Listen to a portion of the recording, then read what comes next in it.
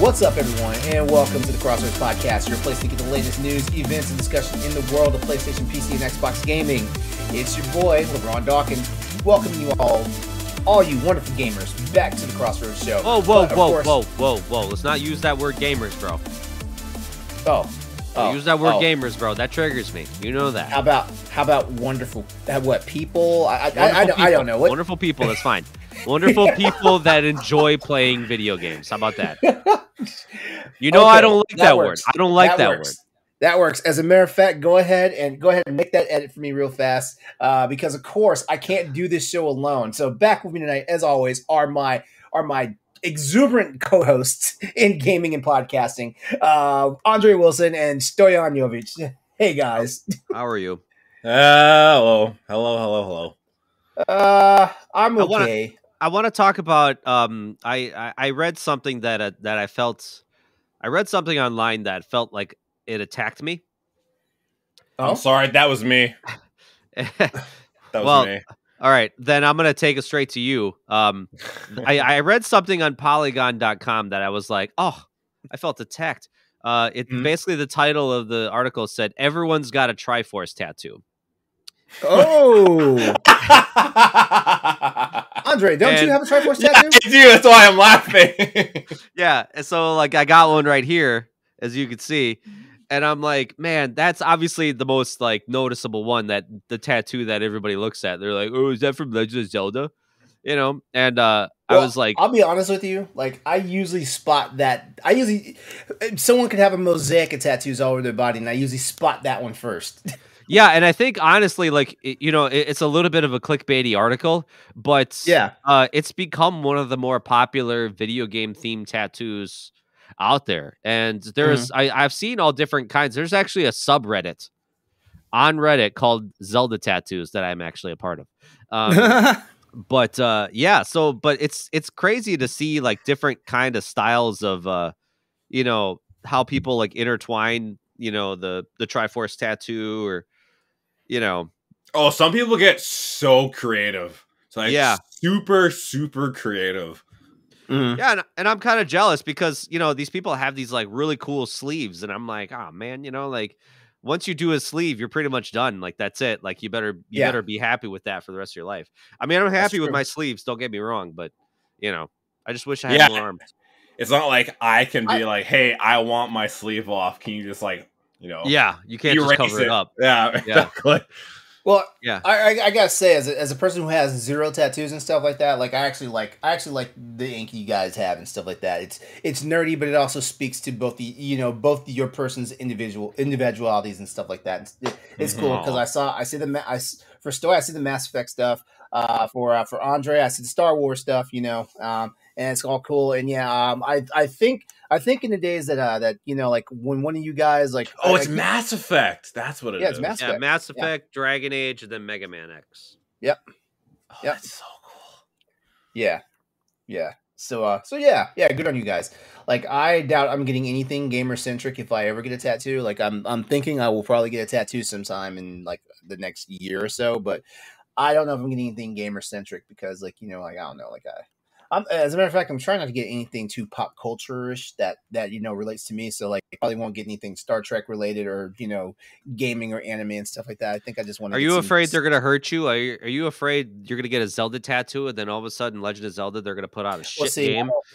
As much as I love Legend of Zelda, as much as I love Legend of Zelda, you're never gonna see a Triforce tattoo on me. Never. Yeah. And to Stoy, to backpack on what you said a second, once you get like a sleeve, like you're done. I thought the same thing, and then I got my hand done, and now I'm thinking about doing my fingers, and I'm like, when do I stop at this point?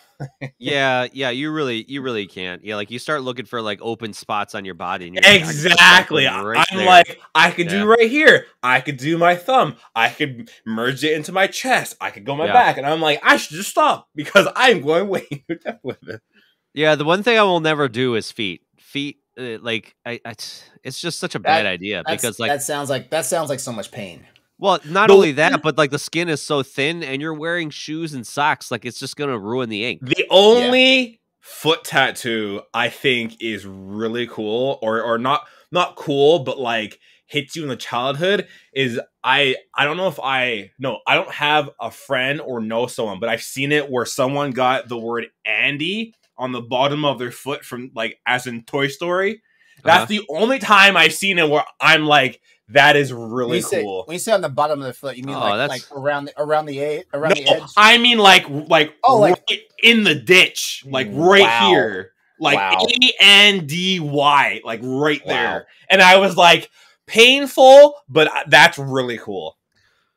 Actually, I don't think that would be painful. I mean, I don't think that would be painful at all. It probably tickle more than it would hurt.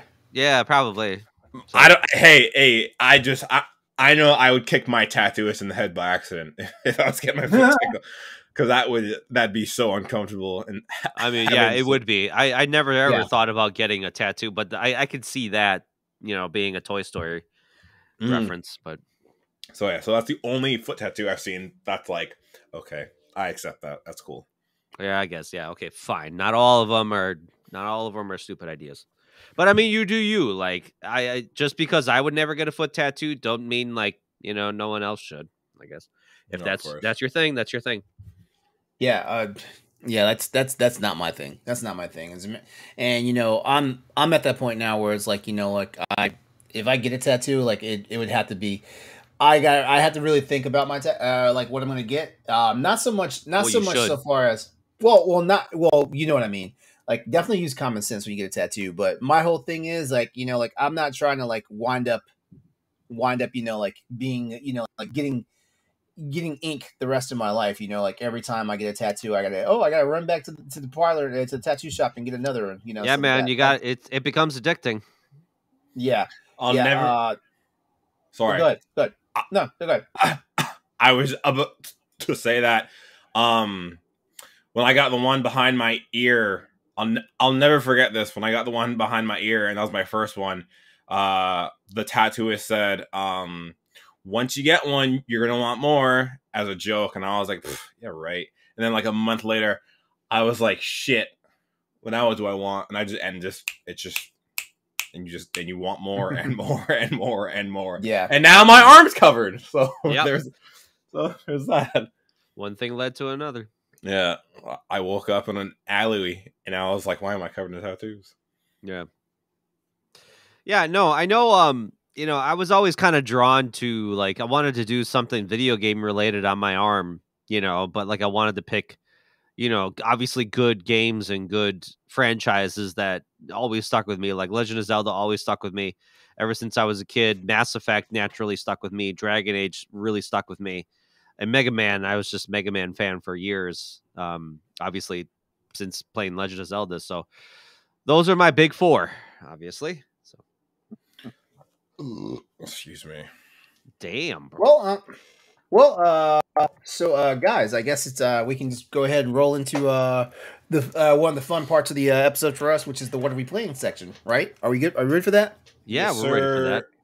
All right, cool. Okay. So, who wants to go ahead and roll us off into the? Oh, actually, you know what? Hold on. No, it's me. Hold on, because it's me. Yeah, I was gonna say because I got scolded last. I got scolded last time. Yeah. Andre, you were up. Tell us what you've been playing this past 2 weeks. Other than playing Persona 5 on the Nintendo Switch, I made a promise to myself that on my PC I'm playing Days Gone, and I started that prior to Dead Space coming out, and I told myself this will just be a filler game because I'm really excited for Dead Space. And then before Dead Space hit, I actually got past the point I was at my first playthrough of Days Gone, and I got really into the game.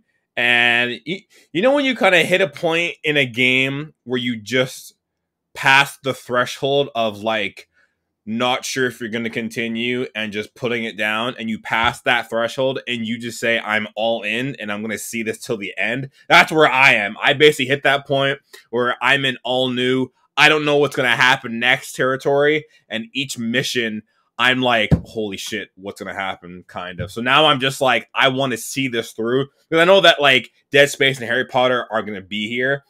And I just don't want to put Days Gone down until I'm done, because I don't want to do that again to the game. Right? I don't want to let Sam Witwer down. So, yeah, right. I'm doing it for him, so I have to see it through for him. You gotta do it for him and his girl, man. True. Spoiler alert. So how far along are you in the game? I learned, so spoilers, if anyone hasn't played the game, this is your chance to stop and skip ahead. And if anyone that has played the game knows what I'm talking about. So O'Brien, the Nero guy, told me that Sarah is dead, and Deacon finally had to go back to the church where they got married, and he burnt the church down as a way of like letting go of the past. It was sad. I was upset because I'm like, maybe she's alive. Don't let go. But no, she's dead. So that was a sad moment. Boozer got a dog, which was super cool, super cute. He named it Jack. I was like, oh my God. We had to cut off his arm, which was insane.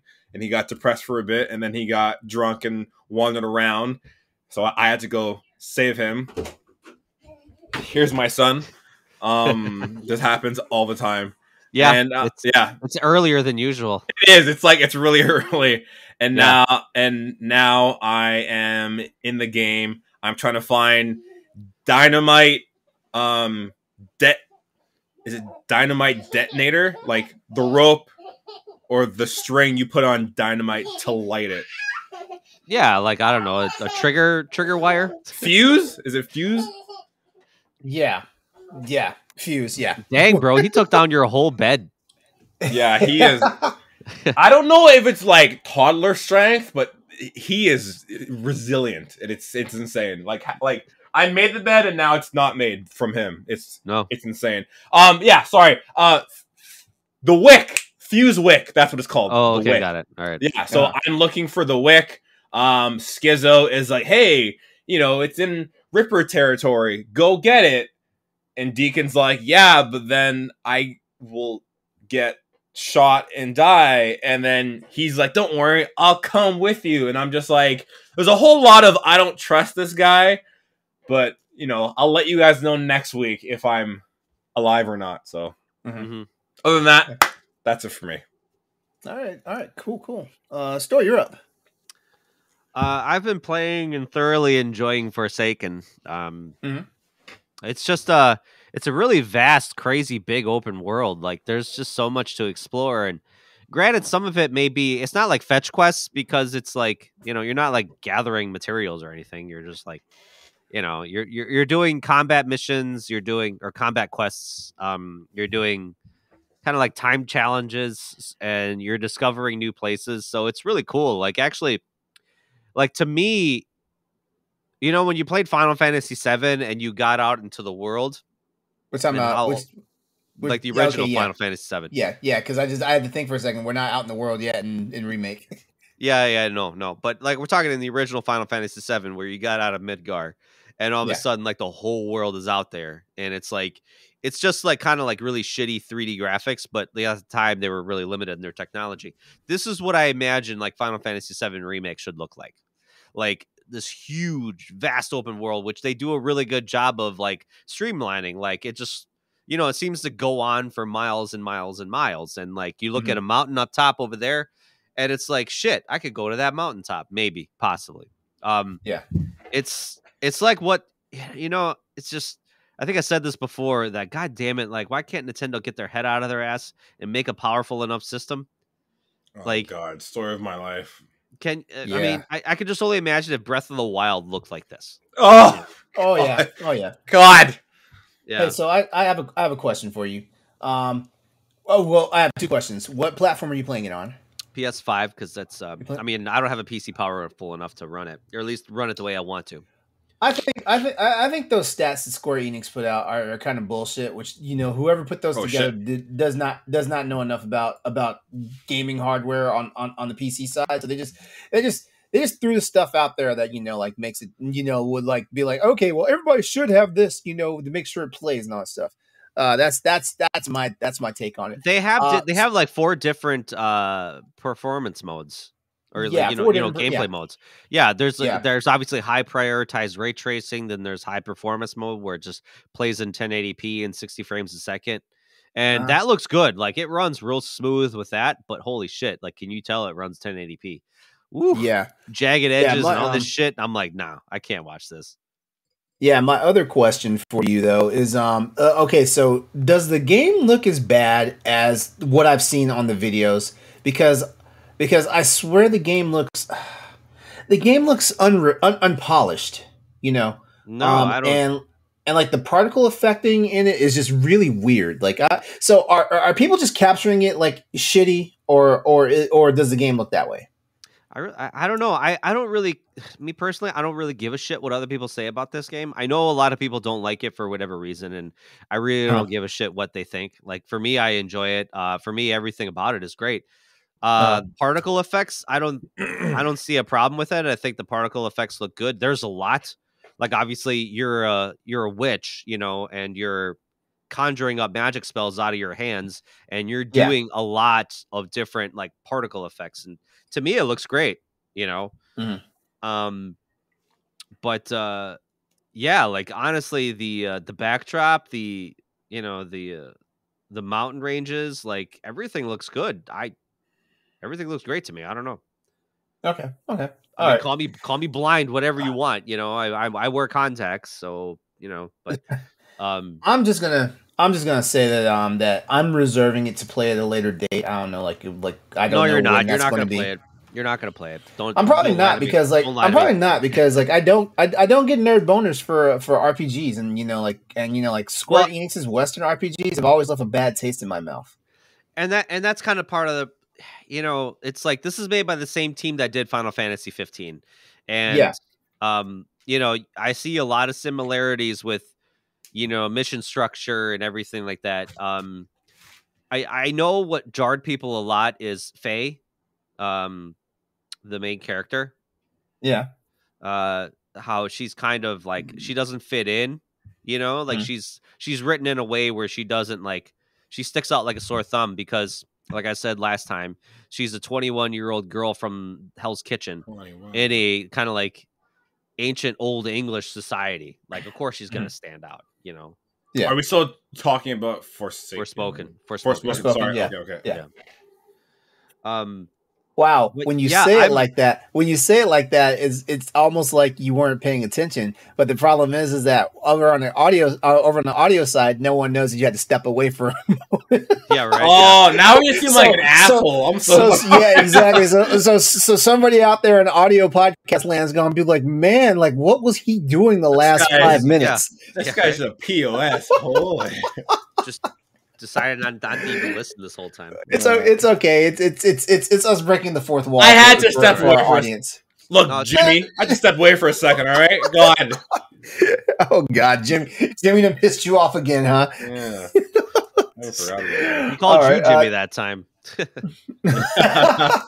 No, like I said, I don't know if I'm in the tail. I'm pretty sure I'm at the tail end of the game. Like, it hit a breaking point where, like, you know, there was a major twist. There's a major revelation, you know, that happened. Like, it's starting to get really good. And, you know, there's so much more, there's so many more stories that could be told in this world. But me personally, I don't think we're going to see any of that just because with the reception this game got, you know. So. Well, it is underperforming. If I'm not mistaken, it's got a really spotty Metacritic score. Well, yeah, and that's the funny thing, because there's some people that, like I said, from what I've heard, like, there's some people that say it's really good and some people that say it's really bad. So, like, you know, I don't believe either of you people. Like, for me, honestly, and I've talked with David Lasby about this, because David Lasby on the website, and Stephanie even said this, oh, you should write more video game reviews. And I'm like, honestly, I'm sick of video game reviews, because no one's an expert on reviewing a video game. It's all your personal subjective opinions. Yeah. I don't give a shit about your personal subjective opinion unless it's you telling me, hey, I recommend you play this game, and then maybe because I think you would like it. Instead of, here are the 20 reasons why I don't like this game, or here are the 20 reasons why I like this game. Like, I don't know. I just think reviews in general are just like, anybody can pop on the internet. Anybody can pop on the internet and give their problem with reviews My problem with reviews is I feel like most reviewers are not objective about the stuff they're reviewing. If a game is completely bad, subjective. That's the problem. Yeah, if a game is bad, yes, you can say the game is bad, but where a lot of reviewers fail to grasp the whole concept. If we're playing a game that's legitimately bad, like for example, like the three of us here, I think I can say with good faith, like if we're playing a game and it's bad, we tell you the reasons why the game is bad, why the game is bad, but we also say that with a little bit of work, this can be improved and stuff like that. I know that we've over the course of 109 episodes, I know we've said this, we've said stuff exactly like that, but there's a lot of reviewers out there because they have, like a canvas on the internet, or because they have a microphone. Yeah. And they got a webcam that they're staring at. We just disconnected. I'm not getting any recording from you guys now. From everyone?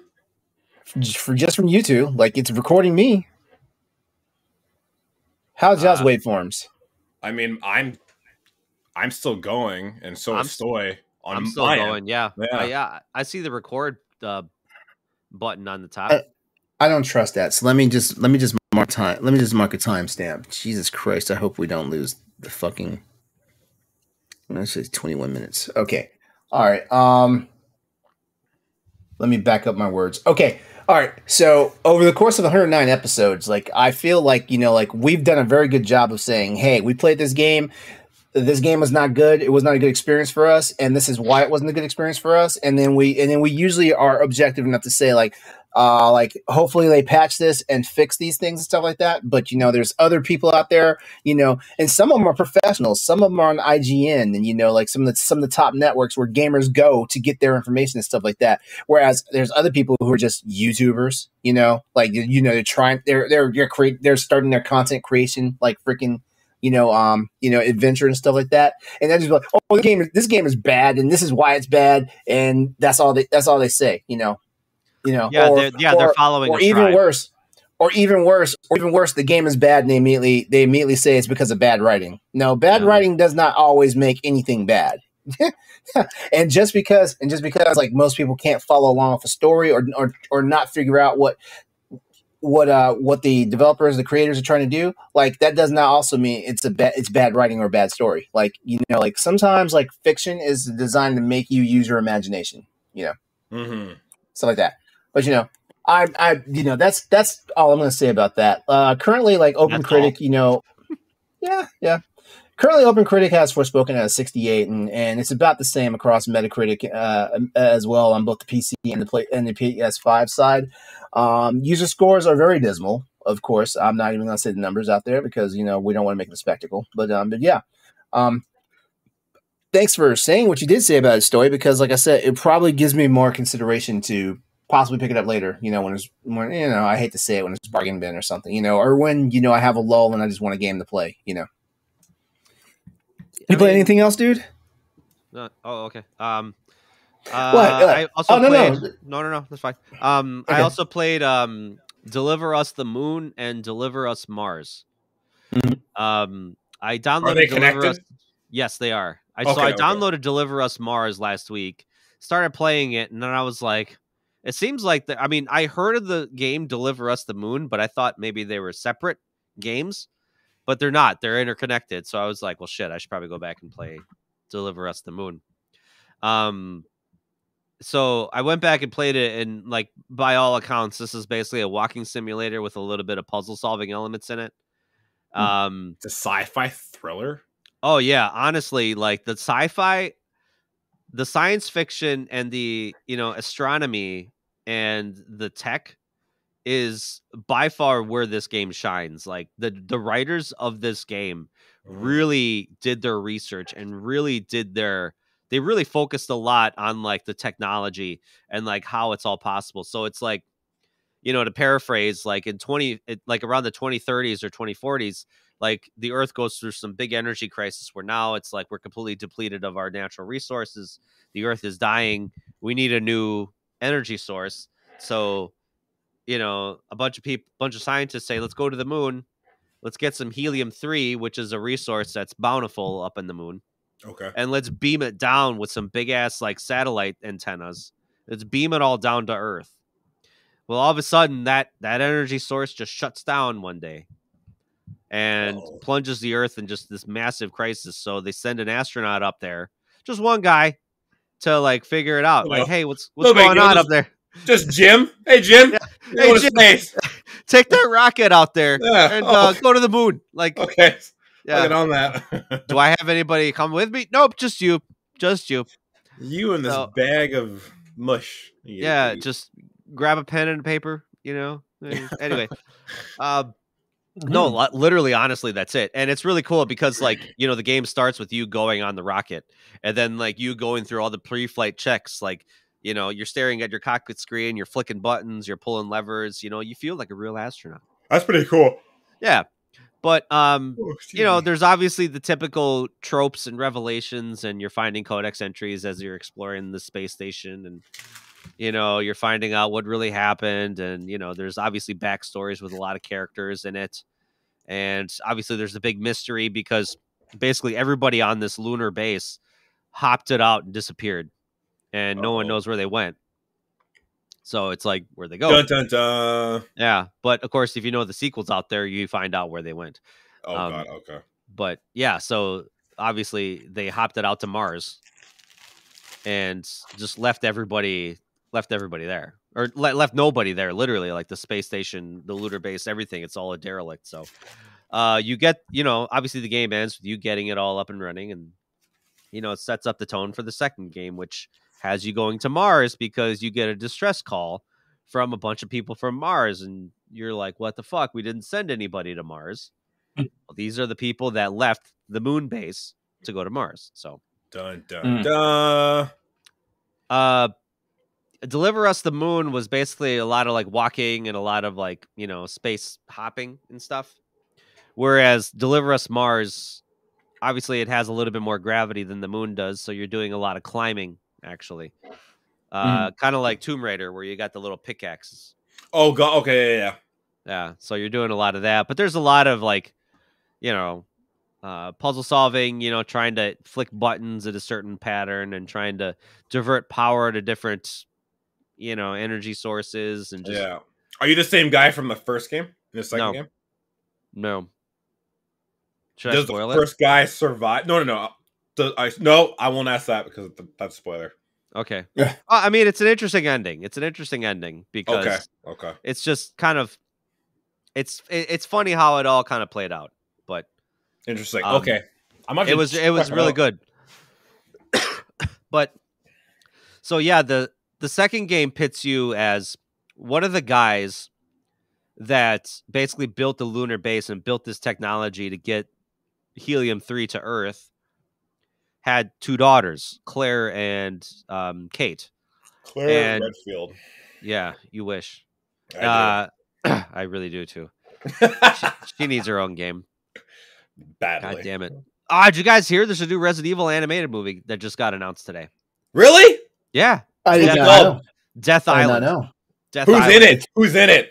Motherfucking Leon Kennedy's in it. Let's go! Motherfucking Chris Redfield is in it. Oh, let's go, the duo. And guess what? And guess who also makes an appearance in it? Jill motherfucking Valentine. Oh my God. It's the tripod of Resident Evil characters. Let's go. Let's go. That's the big three of Resident Evil. Yeah, really, honestly. Those are the top three. Honestly, when is this supposed to be coming out? It said summer. Oh. Summer? Oh wow, that's really soon. Yeah. That's really soon. Let's go. Like, I mean, it's like I said, it's an animated movie, and it takes place in Alcatraz. So all the animated films just go like so good. They go so hard. I love them. Oh my God. Oh yeah. Honestly, you watch this trailer, and you're thinking to yourself, like, man, this looks real. Like they really dial up the quality. I'll have to check it out. I will have to check it out. I wonder if our boy Nick Postolides is doing the voicing for Leon. I don't think it's the same. Oh no! Oh no! Why did you look it up? I have not looked it up. No. Oh, okay. I don't even know the name of the Resident Evil. Like what's supposed to be the name of it? Death Island. Death Island. Yeah. Death Island. Yeah. Death Island cast. I'm looking at the trailer. Watch it give me just all the Japanese. Death Island. So yeah, summer 2023. Yo, they fight a zombie shark. What the fuck? Yeah, right? Yo! Zombie sharks, just like in Resident Evil 1. The memories. Yeah, it looks like they don't. It looks like there's no information about who the acting talent is yet. Oh well. I gotta imagine it's the same suspects, the same voice actor that played as Leon in the other ones. I mean, Chris Redfield looks like Chris Redfield. And Jill is wearing the iconic blue tank with, I assume, okay. So it's like, all right, oh my god. Yeah. All right, cool. Is that everything for you, Stoy? Yeah, that's it. Deliver Us the Moon's a really good walking simulator. Deliver Us Mars, like the developers really kind of knocked it out of the park with the writing and the tech. Like they really went hard. Like, and I respect them for that. Like, I hate to see like maybe some people just forget it to be like, oh, it's all like gibberish mumbo jumbo, but I really think these guys like did their research and like talked to people and say like, if there was a way we could do this, because I geek out on this some of the sci-fi shit. That's why I really like the attention to detail that they paid Mass Effect. So like the level of detail with these guys and what they did with the story and like just the lore, it's nothing short of amazing, and it's definitely people should appreciate it. Yeah, that's it. All right. Okay, so just so you guys know, hold on, I'm timestamping this at 31:44. Just so you guys know, like ever since I noticed that I'm not getting waveform for you guys, like I've noticed your local and your cloud backup numbers have not moved. So what does that mean? That usually means nothing's being captured for you guys. So it's reading. You want us to download it after? It's reading 15.24 megabytes on my end. What does it say for you guys? Where do we even find that? Nothing. Okay, so you know where. Okay, There's so no all the way we to can the read that. all the way to the right where your waveform is at, like you see the check marks or whatever. Yeah. Click that. Oh, you can't see it. Oh, I can see it. Yeah, I can see it. I can see it. Yeah. Local what is your is 31.1 megabytes in cloud. Okay. That sounds like it's tracking then. Okay. All right. So we're gonna keep going. Thank God we're doing recordings now because like I just edit this shit all out in post. All right. So we're back to the show now. 32:49. All right. So for me, you gotta record a backup in the background. What now? What? That's why you got to record in the background. Yeah. He's saying your backup always needs a backup. Yeah. I have I actually at 20 minutes when you said you had problems with the recording, I started my audio program. I started recording just in case. Okay. All right. This blanket's too fucking hot. God damn it. Hey, you show that blanket. Hell yeah. That blanket's older than I am. Jesus. All right. So for my grandmother gave it to me. It's important. All right, we ready now? Yes. All right, cool. All right, so you guys already know what I've been playing. Like it's the game I've been raving about since it was coming out and stuff like that. So I'm knee deep into Dead Space remake. I am currently sitting in chapter 8 because I'm just taking my time with it and stuff like that. But yeah, like I don't know. I told you guys in the chat that like the score for me right now is a 9.5 out of 10. And I'm really solid on that. Like it's got to do some work for me to give it the absolute 10, but it's a wonderful game, guys. Like I love what they've done. I love what they've done to the game. Like, the game, it doesn't just look like a reskin Dead Space. It looks legit like they actually put some work in and actually like redid all the assets and stuff like that. I learned some cool stuff about the game, by the way. Apparently in the original game, like the map didn't make sense because like, basically it was like you're doing like scaling a tower. So, one floor to the next floor and all that stuff like that. They actually took all the renderings of the game of the Ishimura from the original game and they made it to where like the map of the ship interconnects with each other. So, and that's the reason why, like, I know, Story, you said you're barely playing it, Andre, you haven't started playing it yet, but if you guys remember the first Dead Space game, usually you end the chapter by getting on the tram and getting to the next area you're supposed to be at and stuff like that. There are some times where like you don't even take the tram to get to the next area. Like you wind up in a spot and there's a door right there and you walk through it, so it's connected to like a previous section of the map. You know, as opposed to like taking the tram and getting to a completely different area. I noticed that because I was like, you know, I knew where to go in certain instances. Yeah. I was like, I know where to go from here. And I'm like, wait a minute, why is it not taking me here? Why do I have to go this way? It's just like, it threw me for a loop a couple times. In chapter 1, I accidentally went to the wrong place twice. Like when you in the first game, you know, like when you get your kinesis module, not stasis module for the first time, right? Yep. I actually went a completely different path. And so I wound up going all the way to the where you repair the tram, the tram. And I was like, wait, I don't have my kinesis module. What the hell am I doing?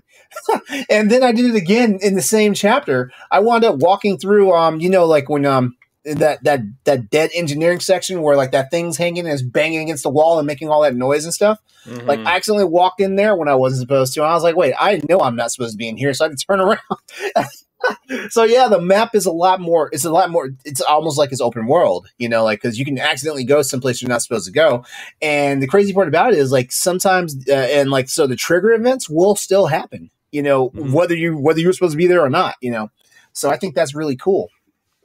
I do like how they've included so much of the lore, the overall lore from Dead Space. Because remember, like back when Dead Space came out in 2008. You know, like they had that animated movie. They also had like a digital game, like a visual novel. I mean, that talked about the stuff that was happening down on the planet before they did the planet crack. You talking Dead Space Extraction? No. Dead Space Extraction was the side game that was on the Nintendo Wii first before they brought it over to PS2, PS3.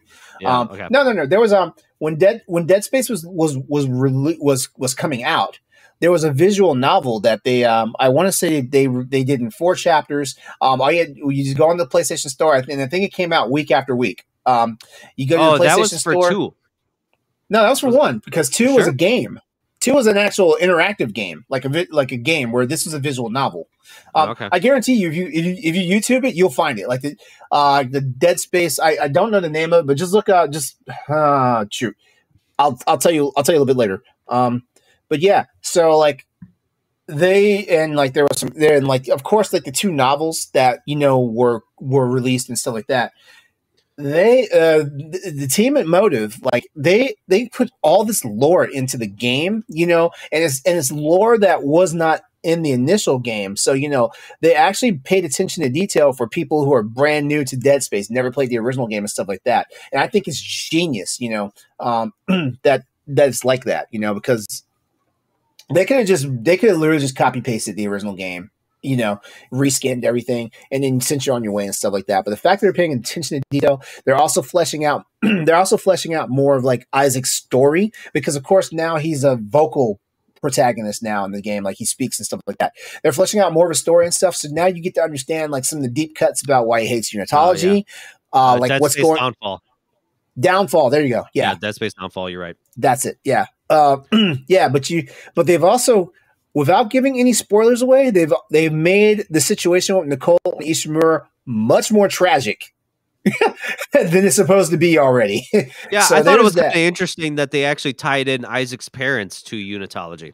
Yeah. Well, no. It was established that like in after Dead Space 2, in one of like the extended canon, that his mom was a unitologist, and she kind of shit away his like college fund and stuff like that for unitology. We didn't know that in the first game. That's what I'm saying. Yeah, we didn't know that in the first game. Yeah, and stuff like that. But yeah, basically like there's F your college fund. I need this for unitology. No, literally. Yeah, literally. Basically, he had his college fund pumped, so they can donate to unitology. But just keep playing the game, because it's a little more sinister what happens to his mom and his dad. You know, unitology. So just watch this. Just watch that space when you guys start playing. Because in your opinion, what's worse? What happens to Nicole or the parents? Honestly, what happens to Isaac's dad is worse than what happens to Nicole. In my Damn. opinion. Yeah, because like I don't. Okay, you know what? Here's your spoiler warning. If you have not played Dead Space, just go ahead and skip 5 minutes past this section that you're listening or you're viewing this on right now, because I'm about to say it.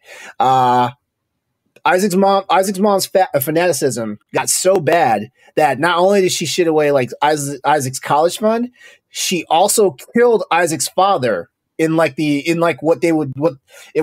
supposed to be called the convergence event. You know, where you're supposed to like get a bunch of dead bodies together and get them to the marker and stuff like that. Yeah, Isaac's dad was her first victim. That's fucked. Yeah. I didn't consent to this spoiler. My bad. That's okay. My bad. I don't think this revelation is going to rock you as much as like the other revelations that I've already discovered so far. I'm in chapter 8 right now. Like I just started chapter 8 of the game, and trust me, like the creeps and the crawls of this game are just as crazy as they were my first time playing it. And I've admitted on quite a few episodes of Crossroads in the past that I love all the Dead Space games, but Dead Space 1 gave me so much trauma and emotional damage that it's hard for me to play the game sometimes. Like I would rather just jump straight to Dead Space 2 and just keep running from there. Emotional damage. I think it's because in Dead Space 2, and I think I can speak for all three of us, we felt like we had the power. We felt like we had all like the cool guns, and we knew we knew about of guns. And then in Dead Space 1, it kind of throws us back to the bottom of the barrel, and we're not used to that, and we are like afraid again. I think that's what Dead Space 1, the remake, is doing to everyone. Yeah. Speaking of guns, like the guns are the weapons are so nice in this game. Like I thought I was going to just do the one gun run for my first play and just use nothing but the plasma cutter. But every time I'd get a new weapon, I would just, you know how you just like shoot a blank just to see what it's like and stuff. And I'm like, oh my God, this is kind of cool. I've used every weapon that I've gotten so far. Actually, I have all the weapons now in Dead Space. So I've used every weapon, and my favorite weapon in the entire series for Dead Space 1 and 2 has always been the contact beam. And like the contact beam now has a new primary fire mode, and its secondary fire is what the primary fire used to be in the old games. I'm like, oh my God, like it's like I'm just ripping shit in half. I was like, fuck that one gun trophy. I would do that on New Game Plus. You're like, I'll be back. I want to go play Yeah. I've used every weapon. Every weapon is nice. I still don't understand how the Ripper works, I'll be honest with you, but whatever. It's like you just shoot a buzzsaw blade, then you use the force to start killing everybody. I don't understand. Don't you just fire saw blades? Yeah, but then you manipulate them with like gravity fields or whatnot. Come on, guys. Come on. I don't know. I'm still playing the game with just the plasma cutter. I'm going for that trophy right away. I hear you. I'm going to do it for my one gun run because like as soon as I get New Game Plus, I'm going straight to impossible mode. Jesus, because I'm playing on a medium difficulty right now. As soon as I get the New Game Plus, I'm just putting straight to impossible mode because like I don't want to spend a lot of time playing it because like it's really cutting into my Monster Hunter time because Title Update 4 just came out and stuff like that, and I still haven't really chipped away at Title Update 3. So there's that. FOMO. Yeah, for real. Yep. But yeah, that's everything I've been playing. And thank you guys for sharing some more your gaming adventures with us. If you guys out there would like, please send us some suggestions. Like, let's know what you guys have been playing out there, that you listeners or you viewers out there, and probably give us some ideas to add to our backlog for games that we should be playing next. It's going to be a stacked year, but yeah. And speaking of stacked years, I guess we can go ahead and talk about the new and noble games that are out for this week. You guys ready? Stacked week, that's for sure. It's not a stacked week. It's definitely not a stacked week. As a matter of fact, the release schedule is somewhat light this week.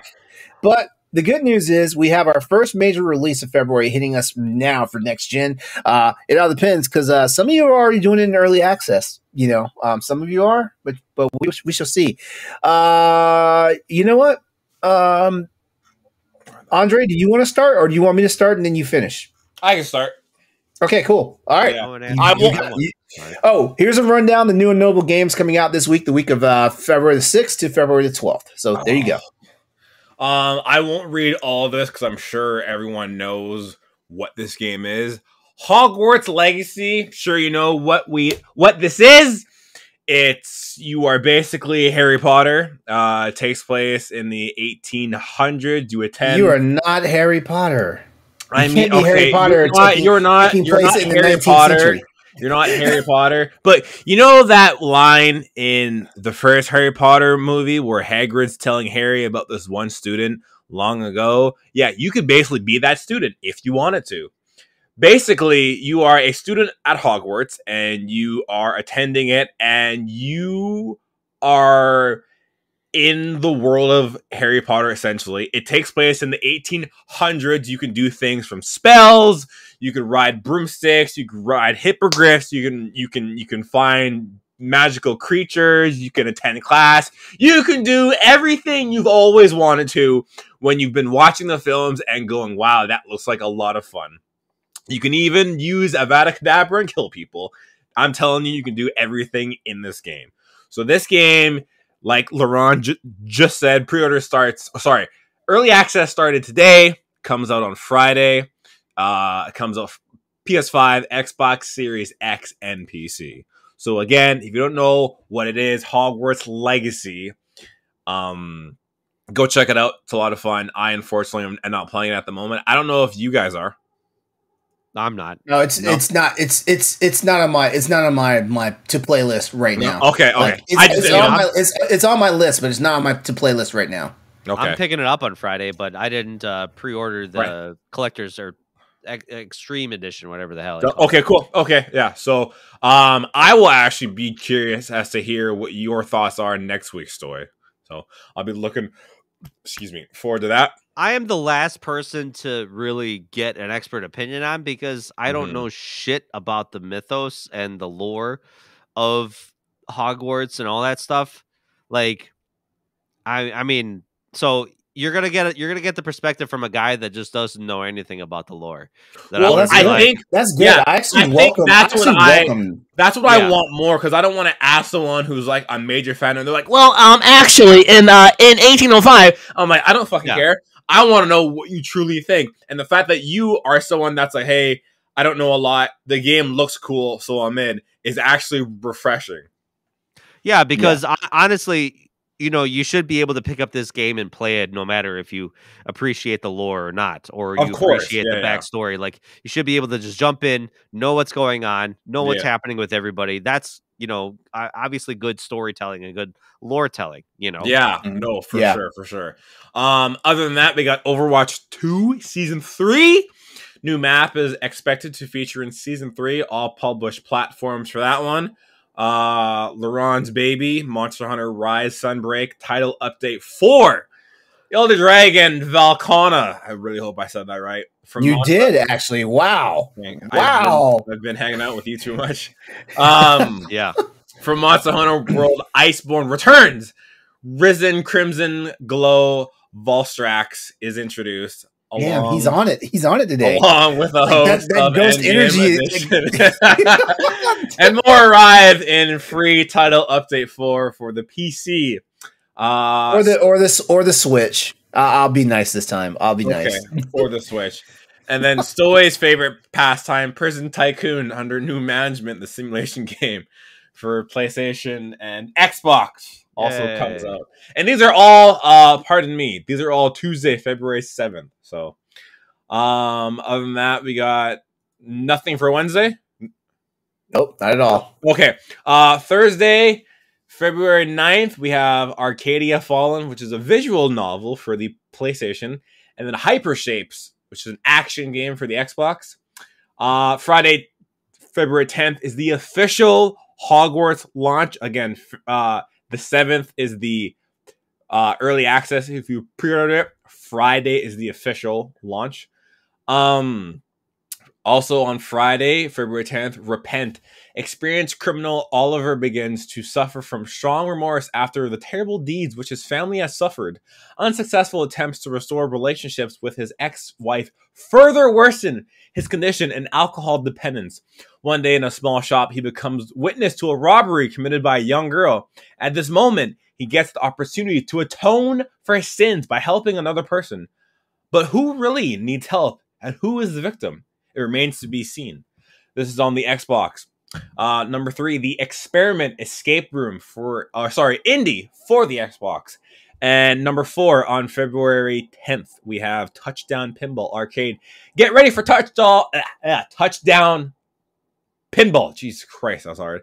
A pinball machine where you'll play an exciting match, score field goals and touchdowns, and show who is the greatest football player on this table. Discover all the missions and secrets, including a secret arena where your abilities will be tested. Complete all the missions and become number 1 in the world or the best among your friends, posting a high score on the online leaderboard so you can teabag on everyone on that leaderboard.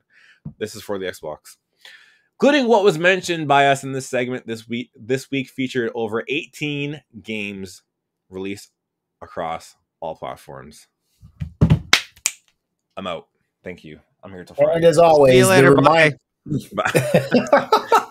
Have a good time. As always, a reminder to you out there: all release dates are subject to change, so the Crossroads crew is not responsible for any games that may get delayed or canceled. Well, so I don't want to hear it. If you're like, "Oh my god, Hogwarts is on the 12th," suck it up. Don't come to us and be like, "Hey, you said it was on the 10th," because I'll punch you in the kisser. Yeah, like I said, go into Andre's DMs. Do it. Yeah, if you find a discrepancy in our list, kiss you on the forehead.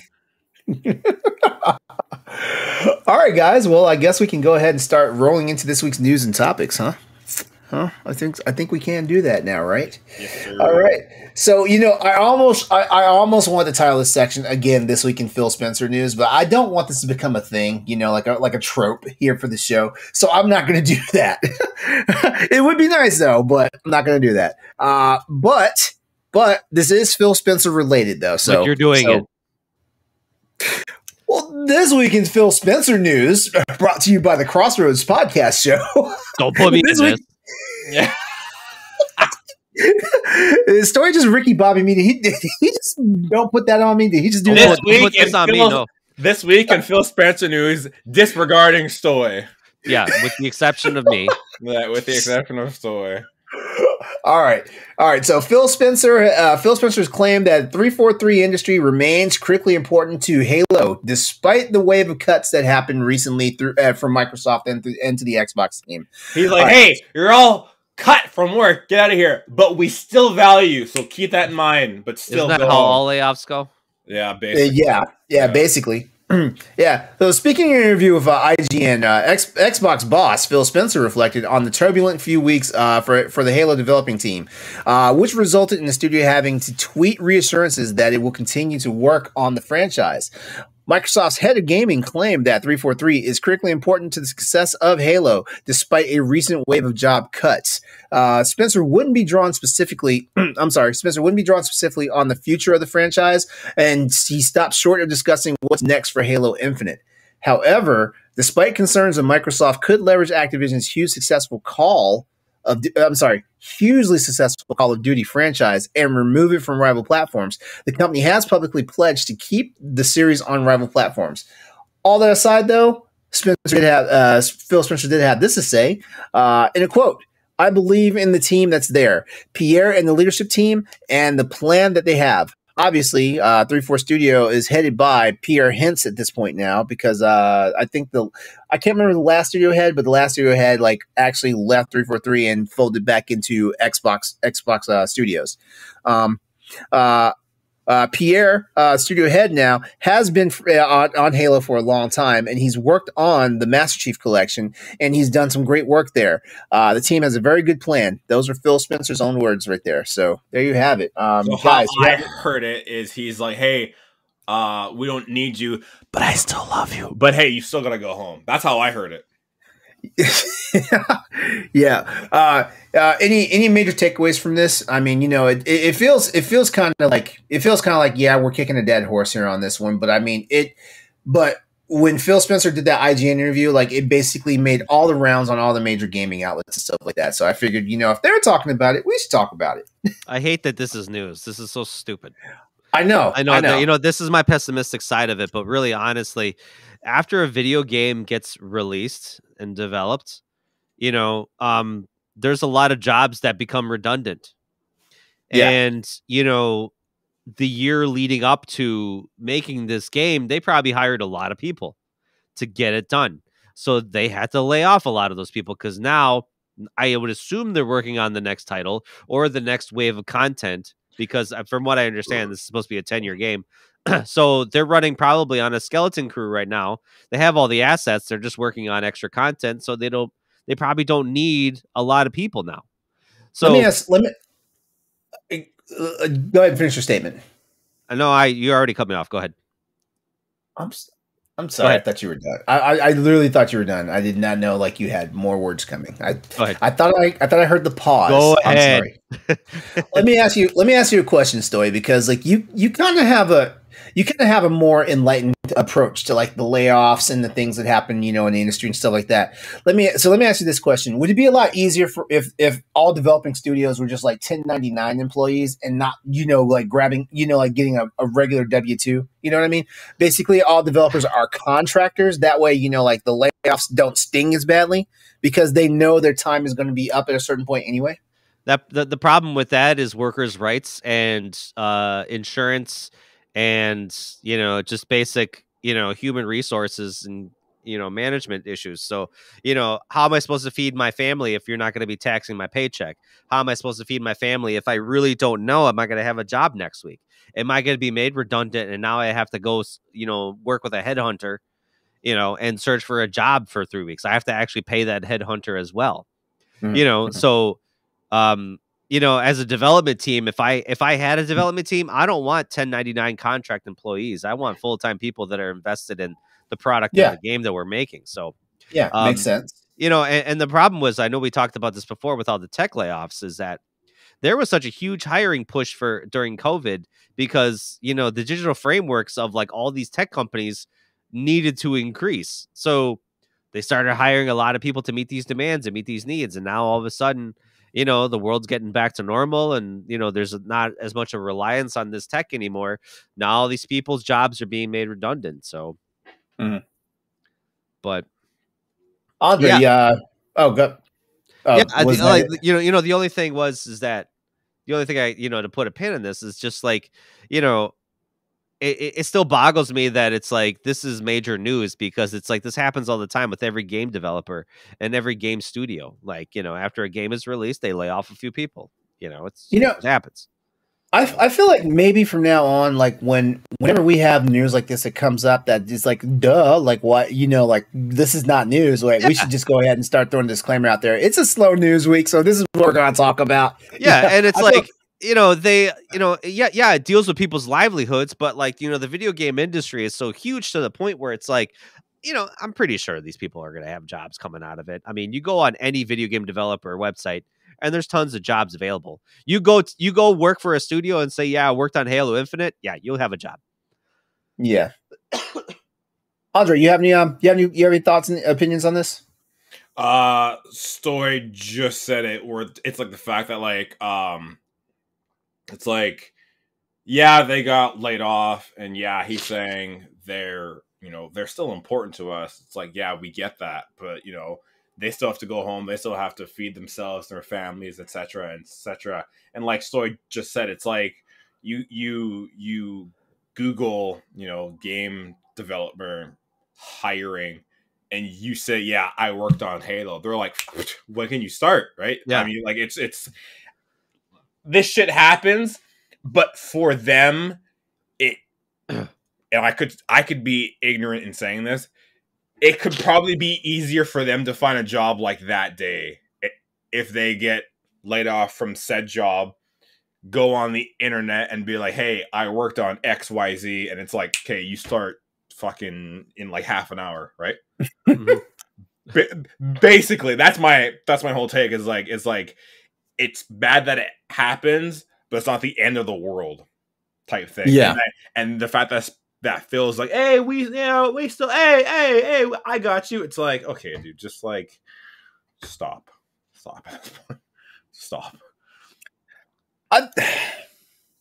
I think the reason why he and a few other like CEOs say this stuff is because they want to make it seem like like they're the good guys in like a bad situation and stuff like that. That's exactly how I think. And I'm not saying like Phil Spencer is Darth Vader or Palpatine or whatnot. I'm not saying that because from a side of business like these decisions have to be made, like it sucks because like in a perfect world, everybody should be able to keep their job until they want to leave their job and stuff like that, Mm-hmm. But like, I don't know, like the economy is a fickle thing, sometimes. And it's like, wow, like you guys picked this moment to do this, man, yeah, that's yeah, that's kind of where I feel like I'm at with that, and we're gonna go ahead and just go and move right on to our next topic. Yet another reminder. Video games are a business. Always, yeah, always, yeah. I don't think people don't realize that sometimes. They think just because like these video games just don't fall out of the sky. They require millions and millions of dollars. Wait, they're made? What? Yes. No. What? Can you believe they're made on computers? Wait, so a game isn't brought to me by a stork? No. Wait, what? No way. No. Haven't you ever sat through the credits of a video game? These credits are getting ridiculous, like 20 minutes long. Yeah, it's getting to the point where some video games give you an achievement for watching the credits. Watching the credits, yeah. Do that every goddamn time because sometimes I want that achievement. Dude, I think you're hoping there's like an end scene, and after it just like half an hour of your life, you're like, damn it! No achievement, no trophy. Fuck off. Yeah, damn it. Yeah, when I beat Callisto Protocol, I did the thing where like you press a random button on the controller to see if you can skip the credits because I was hoping there was like end credit scene, but you couldn't skip the credits, and I was like, you know what? With all the turmoil I've been through with Callisto Protocol, like I guess I should just let the credits roll. 13 minutes later, like the credits end and it just goes right back to the title screen. I'm like, what? 13 minutes. Goddamn too long. It was long. It was long. I was like, man, I probably could have took a shower and like gotten dressed for the day, Went and got food, shower, had a Zoom call, and it's still going. Yeah. All right. So we're gonna go ahead and move on to our next topic, and it's that time of the month. So we're talking about the February PlayStation Plus games, which are now available for you to claim. You gamer, go get them right now. Turn on your PlayStations and do it. Well, actually, don't turn your PlayStations right now. Like, hang out with us first because we're gonna tell you about the games. All right. So confirmed in an earlier leak, the titles are now available for subscribers to claim until March the 6th. Sony Interactive Entertainment has rolled out the first batch of February 2023's PlayStation Plus games. Remember, it comes in two waves. You got your essential games that come out first, and then you've got your extra and premium games that come out. I almost said deluxe, but deluxe is only in certain territories. All right. So we have 4 titles up for grab, even though technically one of them is just an expansion. And those 4 titles for you are Ollie Ollie World for PlayStation 4 and PlayStation 5, Mafia, the definitive edition for PS4, Evil Dead, the game for PS4 and PS5, and for you Destiny heads out there, Destiny 2 Beyond Light is yours to grab right now on PS4 and PS5. I suggest you get on it because Lightfall's coming. Oh, it is. All right, so that fantastic indie skate 'em up Ollie Ollie World is the highest rated edition, or at least on a critical sense for this month. But it's hard to fault the Mafia remake, especially if you're a gamer that's up for a well-crafted crime spree. So there's that. The Evil Dead adaptation has been a little more divisive amongst the fan base and stuff like that, but it should still be good fun for you to play with friends. And also, like I said, Destiny 2's Beyond Light DLC opens up Bungie's otherwise free-to-play shooter in some interesting ways. It may be worth jumping in and seeing whether Destiny 2 is your sort of thing here in 2023. Like I said earlier, like I have Destiny 2. I bought everything I could buy for it, and I still haven't started it yet. So I don't know. I don't know. I'm a sucky gamer. All that aside, though, Crossroads here, we all have our opinions about this month's PS Plus Essential rollout, but we're not really here to tell you whether this is a good lineup or not, or are we about to tell you? There's games coming out. Go play them. If you hate them, you hate them. If you do, then don't come and bug us. It's that. I don't care. I don't care what you do. Guys, are you happy with your PS Plus Essential games for February 2023? I mean... You guys are acting like I just put you on the hostage situation. Well, I don't have a PlayStation, so I can't say anything. And I don't really care. Wait, I played Mafia 2 before. Ollie World is a cool game, but it's just a little bit... I don't care about it. I just don't care. So I guess I shouldn't even ask which of these games are you most looking forward to. Okay, all right. I mean, for me, Destiny 2, because now people can experience it. Okay. All right. So, but speaking of PlayStation Plus, the PlayStation 5 PS Plus collection is going bye-bye. Like it's happening. I saw this and I was like, wow. Well, I mean, I can be a little pragmatic about it, but let me go ahead and read the news out first. All right, so Sony Entertainment has announced that the PlayStation Plus collection will be ceasing operations in May. Actually, it's May 9th. So there you go.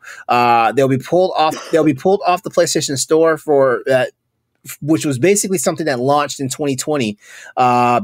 It was the PlayStation Plus collection is a library of games for PS4 games that were given exclusively to PS5 owners who were also members of the PlayStation Plus program at no extra charge. That was a really cool thing about it, and it was one of the great things about being an early adopter of the PS5. Like day one, you had 20 games that you could just jump right into. 10 of them being first-party Sony titles and 10 of them being third-party titles.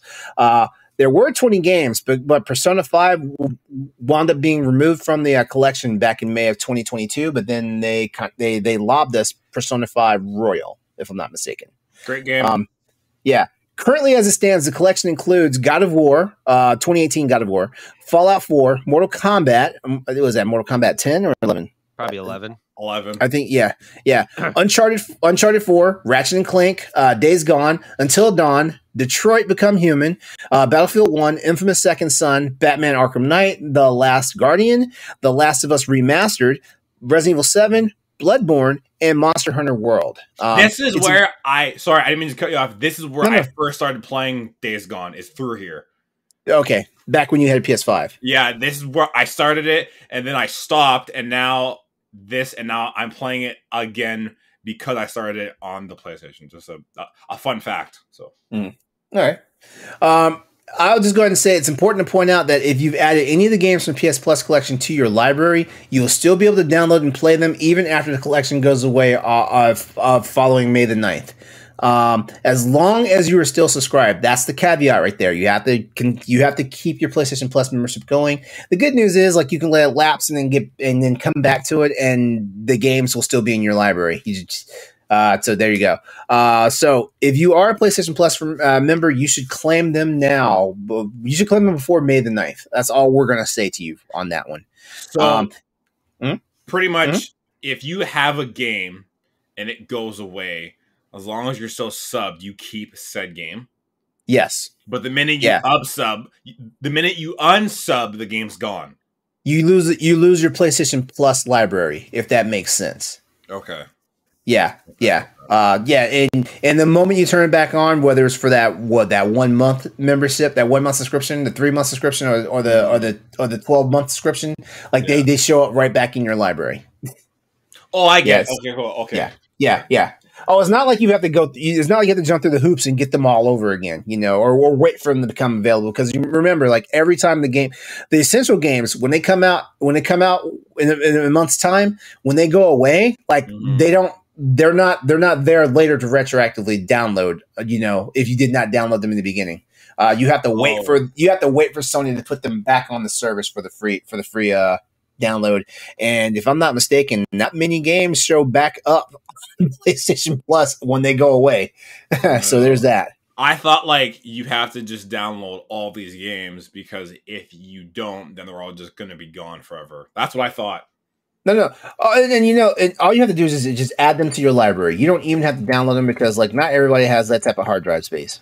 Okay, see, I was a little ignorant in that matter. Okay, cool. Yeah, yeah. Just add them. Just add them to your library. Yeah, no problem. One more thing to mention.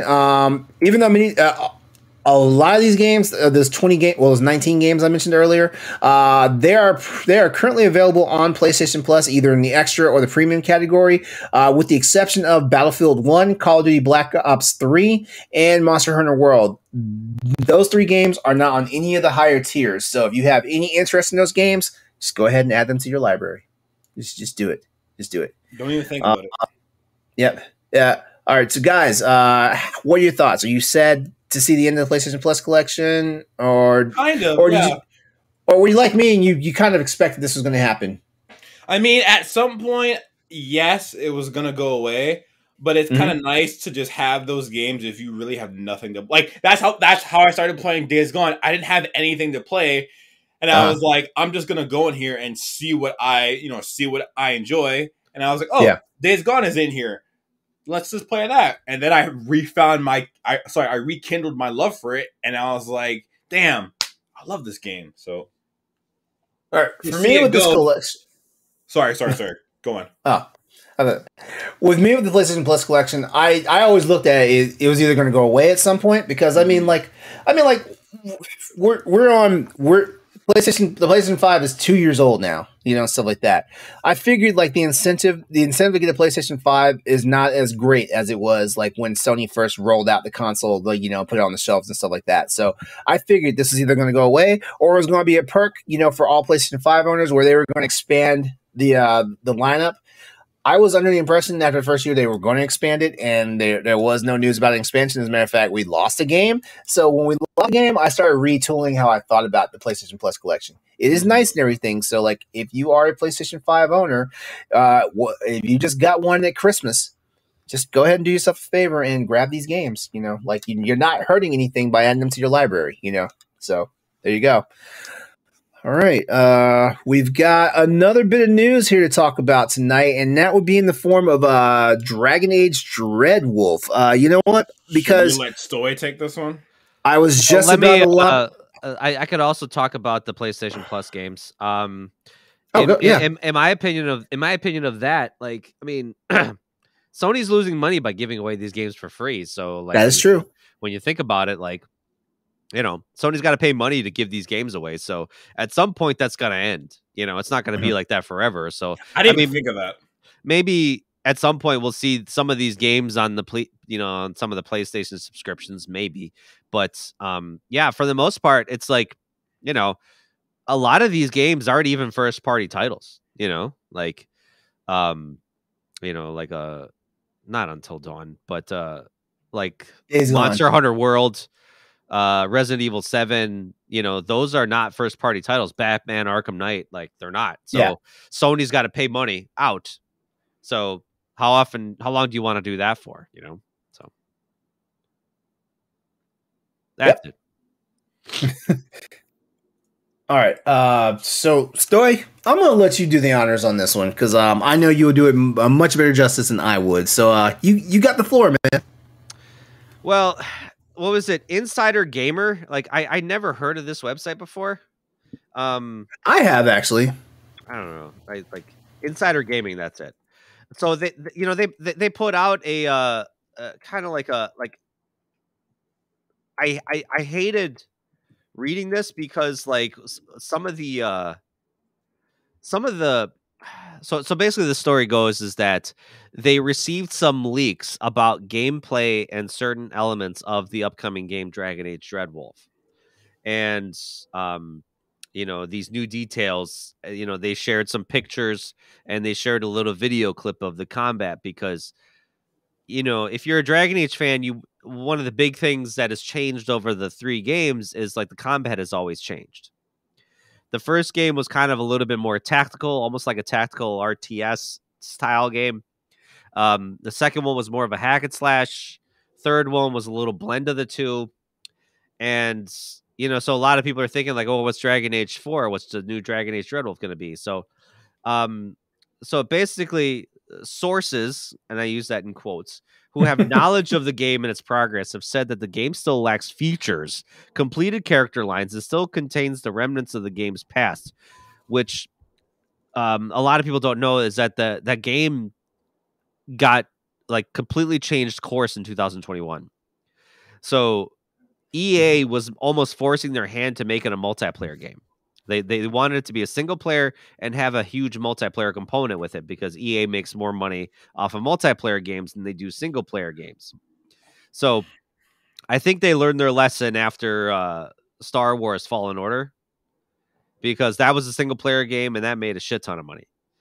So EA kind of said, okay, all right, you can do whatever you want. So let BioWare be BioWare. Let's make a great single player game. So they reverse course and they decided we're going to focus entirely on a single player campaign and we're going to redo a lot of maybe the story elements. So they said that they've been working on this game for 8 years, which is a long time to be working on a game. But Andre, you'll get this.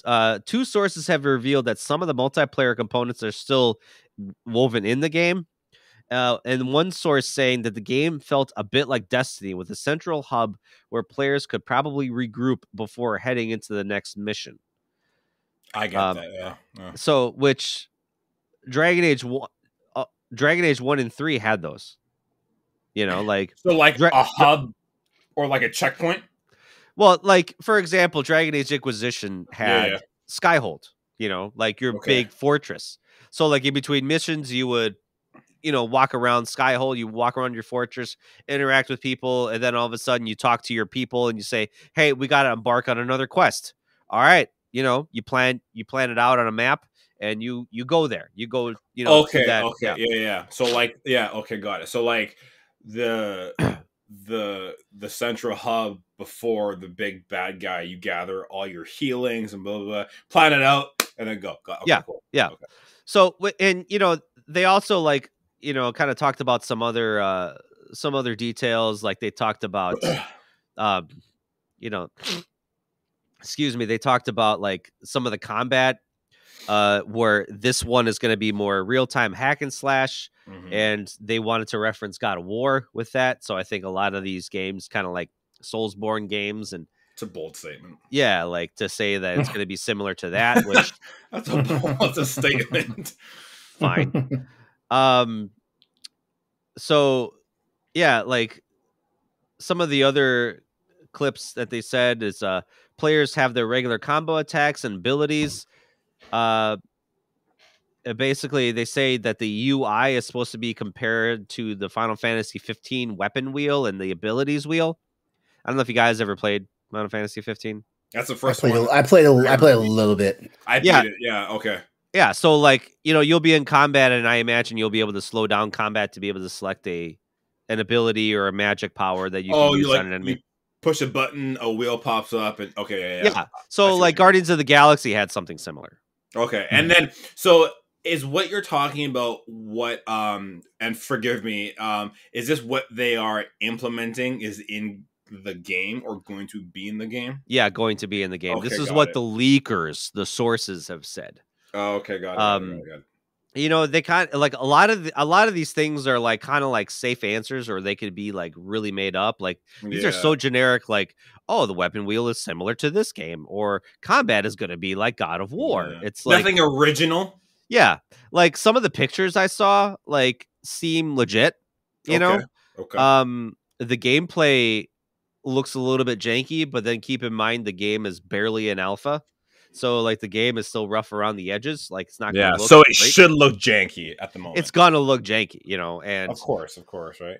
So, this is where I kind of think to myself, I'm like, I would say a good majority of this is maybe clickbait bullshit, because this is the only website that reported on this. And, maybe they had some, like, QA tester, like, leak a few pictures or whatever, and maybe spout some bullshit. But, by all accounts... I'm calling BS on something like this, because it kind of, to me, it kind of degrades the work of the developers, especially if like half of this stuff is made up. And I take stuff like this with a grain of salt, me personally. For sure. You know, I mean, do I want the combat to be similar to God of War? Yeah, that would be great. You know, I think the hub world idea that's kind of similar to Destiny sounds like a good idea, and that's what, you know, the other Dragon Ages had. But, you know, I am going to wait until BioWare releases what they feel when they feel it's appropriate. An actual statement. Yeah, well, they keep saying, you know, they're speculating that it may come out this year, it may come out next year. I think there was a in the article they said it's possibly looking like 2024. However, a lot of people were saying like a couple years ago that 2023 was a realistic date. I don't know. You know, the fact it's all that just up in the air at the moment. Yeah, like. Okay.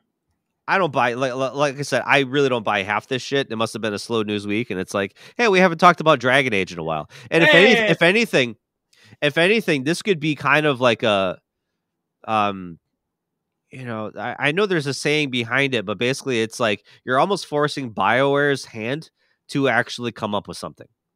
So you could say the fact that we haven't gotten any meaningful Dragon Age Dreadwolf news. And we haven't seen what Dragon Age Dreadwolf looks like, gameplay-wise, or know the story, or know anything. You know, the fans need something. So they're going to post this article that's going to obviously hit the ground running. It's all over Reddit. You know, YouTubers are going nuts with it. You know, some guy is staring at a camera for 20 minutes like, here's what I think about this. I'm a big Dragon Age fan. Yeah, sure you are.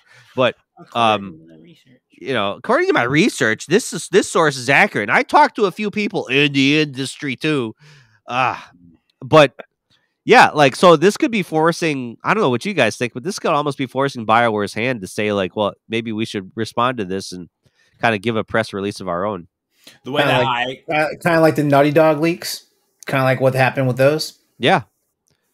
Because didn't they do that with the Last of Us remake? Yeah. I think it was the day before The Last of Us 2 was going to drop. It got leaked and like the whole story was out. No, it wasn't. It wasn't the day before. It was like 3 or 4 months ahead. Was it? Oh, okay. Yeah. I must have heard it like the day back. No, it was long enough. It was long enough that as soon as the game was released and Metacritic opened up, the review bombs were ridiculous. Like the review bombs were so fast. Like that's how you knew that like there was a lot of like meddling. That's why the internet is a terrible place. I heard so much bad shit about that game prior to getting it, and I was like, I don't understand what the hate is. And then I played it, and I was just like, again, I don't understand what all the hate was about this game. Because like all I heard like prior to playing it was, oh, this game sucks. They ruined the story. Ellie this, Joel that. This game is horror. The first one's better. And I was like, it cannot be that bad. And I played it, and I was like, what the fuck is wrong with everyone? Yeah. Like, what? It's like, why? But to get onto this, I feel like basically whoever this person is who got the insider scoop is basically like, blah, blah, blah, blah, Dragon Age this, there's this and that. And then they look at the camera and they're like, so BioWare, what do you think? And then BioWare is like, and then they're give you something, yeah. And then they're almost forced to be like, well, this is actually, and then the leaker's like, no, it's not because and then it's just a whole bunch of that. It's like, okay, well, let's stop here. Yeah. Maybe I don't want to be that guy, but I was like, this is the BioWare material that you want to leak. Where the fuck is my next Mass Effect game? Bro, that next Mass Effect game ain't coming out for a long time. They gotta finish this game first. I know they're developing it. You know, they're developing it, and I think probably more people want to see that than Dragon Age. And I get that. I feel like this is the. Oh, go ahead. It's like there's more people are Mass Effect fans than they are Dragon Age fans. But the fact that obviously BioWare has been working on this game for as long as it has, and you know, BioWare has literally had to reverse course on the Mass Effect universe because everybody hated Andromeda so much that they don't want to see anything from that universe again. It's like, okay, all right, we got to do something a little bit different now. Yeah. So that was the best game ever made. I feel like this is the culture of gaming now. We've got an entire culture of gaming that's all about leaks.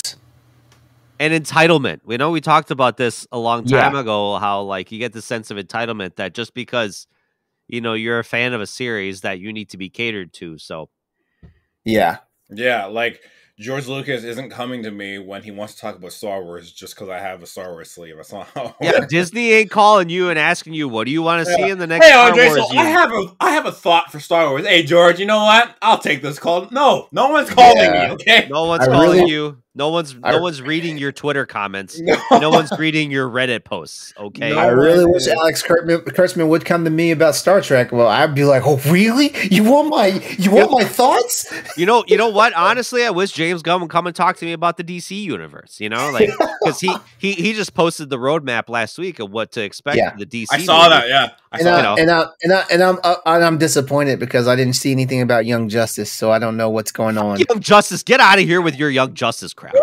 Oh my god! Oh, okay. Okay, show's over. I'm grabbing the ticket to Wisconsin. I can't read Young Justice. Oh my god, man, I can't. I tried so hard. The show was good. I liked the cartoon show. The show is amazing. I love the show. I mean, that's fine. Just the comics are just cringy. Oh, I don't read DC comics. I'm the nerd. Well, according to the comics are actually like, you know, Robin in the comics, actually. Yeah. Well, no. I don't. Did you know Tim Drake is bisexual too? I just don't read DC comics. Like, there's something about these. Yeah, he has a relationship with Superboy. Oh, I didn't know that. Oh, okay. Well, and the internet went crazy. New to me. Yeah. Yeah. All right. So that's all the main news for this episode. But we've got the speed run coming up, and just in case you don't remember, every time we hit the speed run is basically our rapid fire segment of gaming news and events that we feel you should have on your radar. But it just wasn't enough meat and potatoes to actually like add more time to the show. So that being said, guys, how do we want to do this? Do we want to do this like we did last time, or you guys want Let's keep it simple? The same way we do what we're playing order is the order we do this. So I go first, Stoy, and then Perfect. You. Perfect. Let's just keep it simple. Perfect. Does that work for everyone? Right. Yeah. Works for me. Yeah. Okay, cool. Yeah. Get on it. Okay, number one, Amazon reportedly wants to turn Tomb Raider into a Marvel-like franchise. Wow. Amazon reportedly aspires to turn Tomb Raider into a Marvel-like franchise, spanning interconnecting game, film, and TV releases. Bold statement. And according to the Hollywood Reporter, Amazon is also bankrolling a new Tomb Raider film and TV show, with the letter being written by, I think that says Fleabag Emmy winner? Yeah. Phoebe? Fleabag? Okay. Phoebe Waller-Bridge. A source said to be familiar with the company's plans claimed Tomb Raider was one of the largest commitments at Amazon after its investment in its Lord of the Rings TV series, The Rings of Power. Do I want to see this? Is it gonna be good? I don't know. Do I like the games? Yes, I do. I'm worried that Amazon has their claws in this. I like this idea, but the fact that Amazon has it, because that's my concern. I've not heard a single good thing about Rings of Power.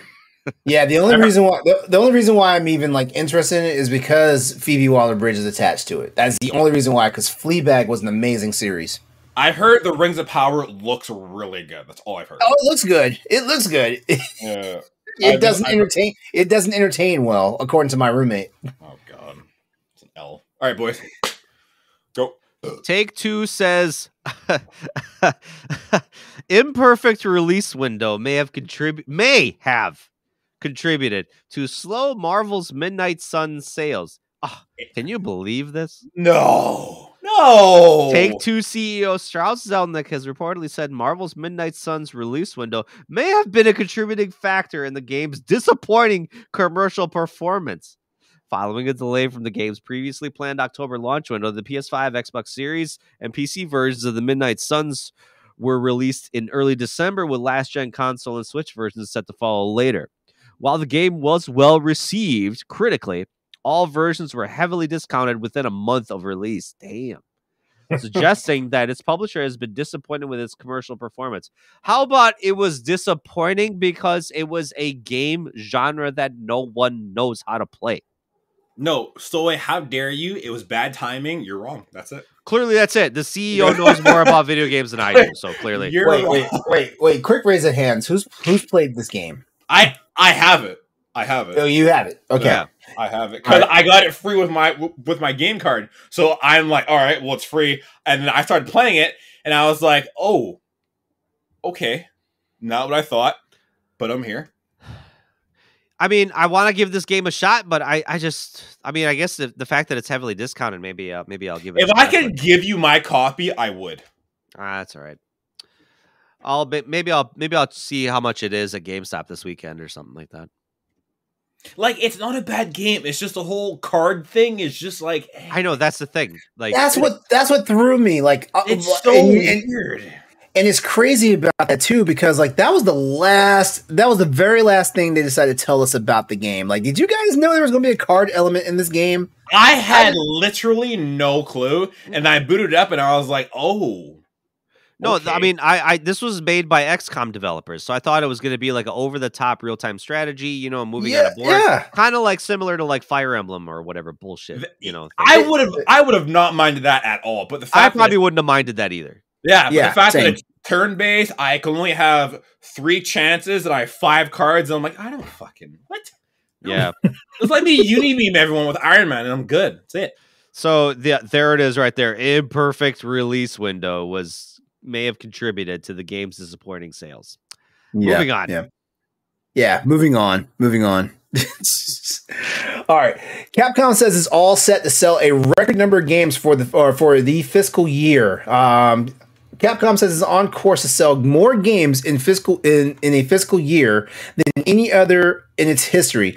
I'm assuming they're talking fiscal year 2023. I'm assuming, because like all it keeps saying is fiscal year, and that makes me a little nervous when they say that, because do they mean today? Do they mean last year? Do they mean 5 years from now? Which fiscal year is it? Tell us. In his latest financial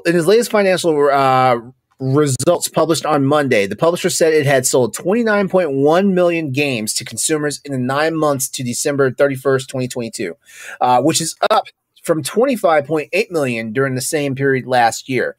And with continued sales of catalog titles, plus the release of Resident Evil 4 scheduled for March 24th. Yep. That's a thing.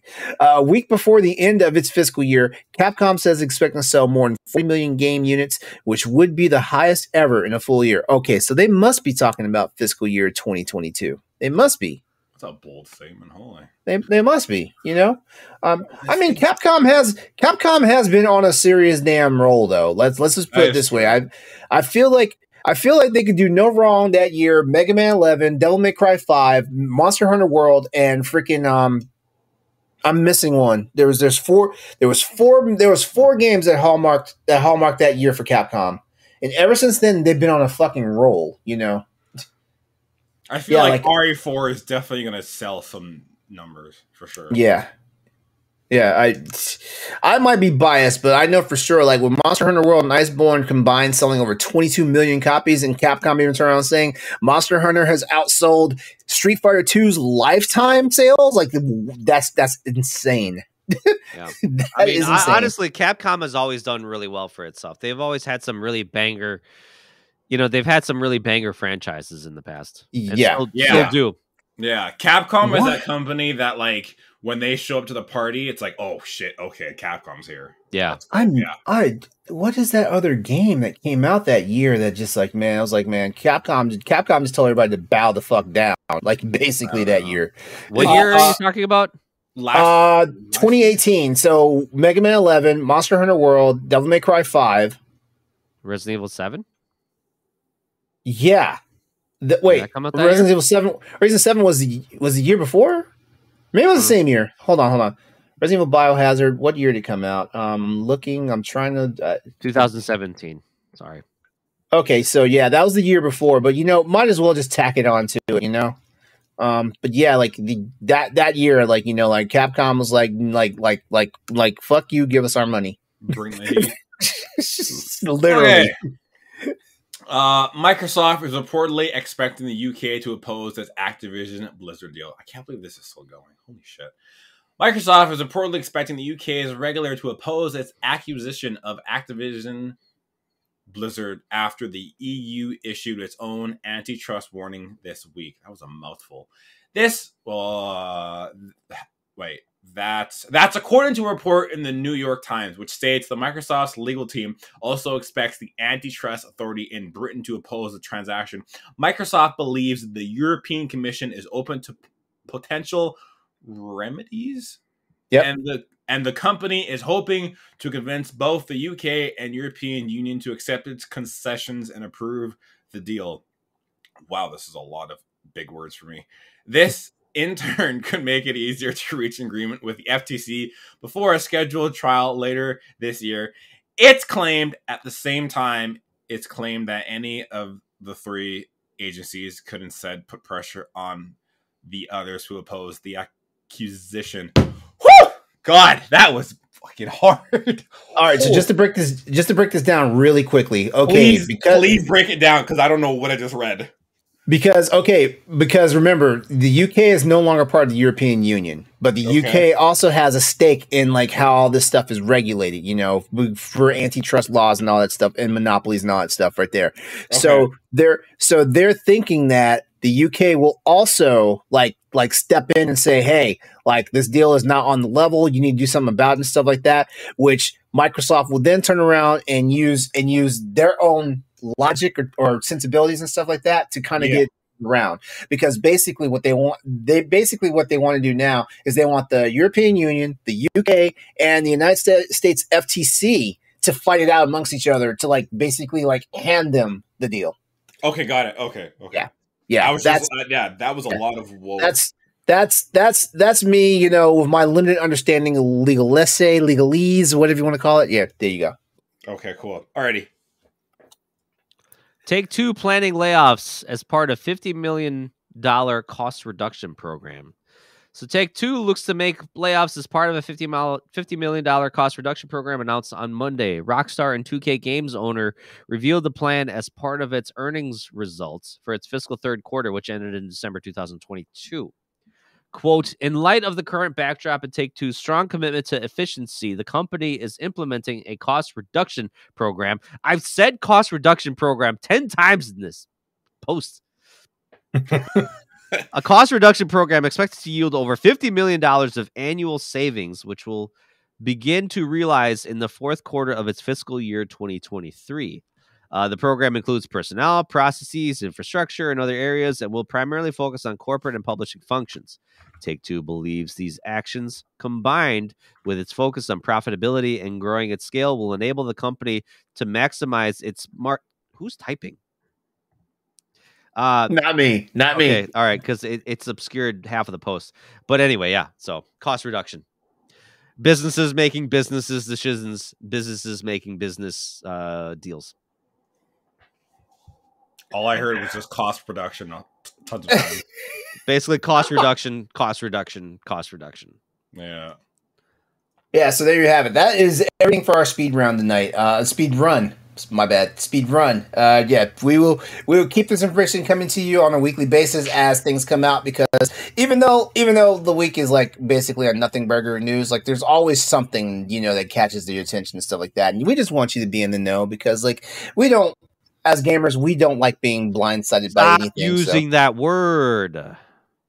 As people who love to play video games, we don't like being blindsided by things that go on in the industry. I don't want you to label me. I don't want you to label me. Yeah, he identifies as a tree, all right? Get it right. I don't identify as a gamer, okay, bro? You have already been labeled. You need to just deal with it. Well, I'm hurt, and I'm going to go to Twitter to vent my frustrations. I'm privating my account so you can't be in my mentions. And I'm going to Reddit to write about you writing on Twitter. No, that's what I'm going to do. I'm going to do. If you'd like to ask us for our thoughts and opinions on anything going on in gaming, tweet us at crossroads_VGP or email us at crossroadspspod@gmail.com. So we can have some questions for the audience to read. Of course, like, you know, it'd probably help if I just did a roll, you know, like a call out for them. But you know, it is what it is. I'm sorry, I'm only human. Roll call. not a roll call. Not a roll call. Maybe like a will call. I think that's what it is. I don't know. All right, so we're at the big part of the night now. It's time for our big topic, and you know what? I had nothing to do with this, so I'm going to turn over the reins over to Stoy for this one. So have at it, my man. So I didn't. I wrote a whole paragraph on how I want to intro this. The types of genres within video games is vast and diverse, with no shortage of games that seemingly are made, quote, just for you. However, sometimes I feel like I'm often left wondering what I am missing. Or when friends recommend games or genres to me, I either miss the point or just flat out don't like it. So basically, you know, as people who play video games, there's a multitude of genres. The reason I'm gonna say this right now, the reason why I don't like the word gamers is that it has such a toxic connotation to me, because, and I wrote an article about this on bossrush.net, that it's like, having the word gamer attached to your profile gives you a sense of bullshit entitlement that I just can't stand. Yeah. There, I threw that out there. Anyway. Okay. So, there's a multitude of genres out there, and definitely there's like things that get overwhelmingly positive responses from people that you're just like, oh wow, I've not heard of this, or I've not got into it. All your friends are telling you should play this. You should play this. It's amazing. It's amazing. I get this with like literally everything Nintendo makes. It's like, it's amazing. You should play it. You should play it. It's amazing. Mario versus Rabbids, Sparks of Hope. It's an amazing game. You should play it. It's like, no, I think Mario should die. No, really, honestly, Andre, you and I bonded over a cup of hot cocoa over that thought. Sure, nice glass of hot. I mean, listen, there's still a lot of great things Nintendo does. Don't get me wrong, but it's like sometimes it's like, so for example, a lot of people love the fuck out of Pokemon, right? Like, love it. Yeah. Anime, the games, just everything about it. I don't understand it. So basically what this topic is like, like a call out to you guys, or even call out to the listeners out there. It's like, what's something that someone recommends to you that says you have to play this? It's an amazing game. It's an amazing series. It's amazing this. And you play it and you just can't get into it. Can I go first? Yeah, go ahead. Because I'm going to circle back to Pokemon. But go ahead. Because I swear to fucking God, my Monster Hunter buddies just want me to play Warframe with them so bad. And the sad part is I played Warframe back when it was back in alpha status, and I was like, no. I played Warframe too. I did too. That was a rough first year. I hear it's amazing now. I hear it's great now. I hear it's amazing too, but I just don't want to put myself back through that ordeal. Yeah. I know. Sorry, LeRon, are you done? Yeah, okay, I'm done. Cool. I'm done. The person that is always like, "Hey, man, listen. There's a game you want to play. There's one person, and I'll tell you who it is. I'll tell you where I see him. Whenever I go to the washroom and I look in the mirror, it's that guy. I am so bad at being like, hey man, yeah, what's up? You know what game you would love? No, I don't. The fucking new game that you don't care about that came out. And I'm like, oh, you know what? I actually might like it. And then I go to play it and I'm like, why am I here? I do that all the time. I do it all the time and I hate it. Because I'm like, yeah, World of Warcraft, let's sub to that. Didn't like that game. Warframe, you know what? Let's try that. Didn't like that game. I do it all the time, and I'm so tired of doing it to myself. Yeah, okay, really. You're the type of, I'm not going to say the G word. You're the type of enthusiast that you want to get in on the ground level. You're basically like the early adopter for everything. So it's one of those situations where I think I'll like it, but I don't. I know I don't. Yeah, it covers a base for you because at least you can say you played it. it covers that base for you. It doesn't always mean that you're going to enjoy it, because sometimes we all know we've stepped in, we jumped in, we've dove in feet first in the game, and it was like, man, like we just smashed up our ankles and our knees because it was not the only thing we were looking for. I know I love a good story. I love to sit down, play a single player game, and I want to be emotionally developed where I lay in bed and I'm laying there thinking, what's going to happen to Bill and Bob when they go save the princess? I want to think like, I want to go to bed thinking about what's going to happen next in my game. And I know there are games that don't do that for me, like Call of Duty or Destiny or FPSs or Pokemon, but I'm still like, hey, let's go drop the money and play those games. Wait, hold on. So you're not an actual Destiny fan? I love Destiny, but Destiny has PvE and PvP, and the PvE side isn't as, this might be a bold statement, isn't as big as the PvP side. Oh, that's not surprising. Yeah, that's not surprising at all. Any game that's broken up with PvP and PvE, like it's always, the PvP has always got more oomph. Exactly. So like a game like Dead Space, is it Forspoken? Yeah, Forspoken. Forspoken, Persona, Days Gone, single player story games that hook me and don't let go of me. I love those games, and I know I do. But I'm always like, you know what, man? Just try that game to see if you like it. And I'm like, I know I won't, but hey, let's go. And I do it all the time. And Pokemon is a great example, because I'm like, hey, I love Pokemon, I love anime, I love Pikachu. Let's go. I play it. 2 days later, I'm like, this is the same bullshit I played last gen.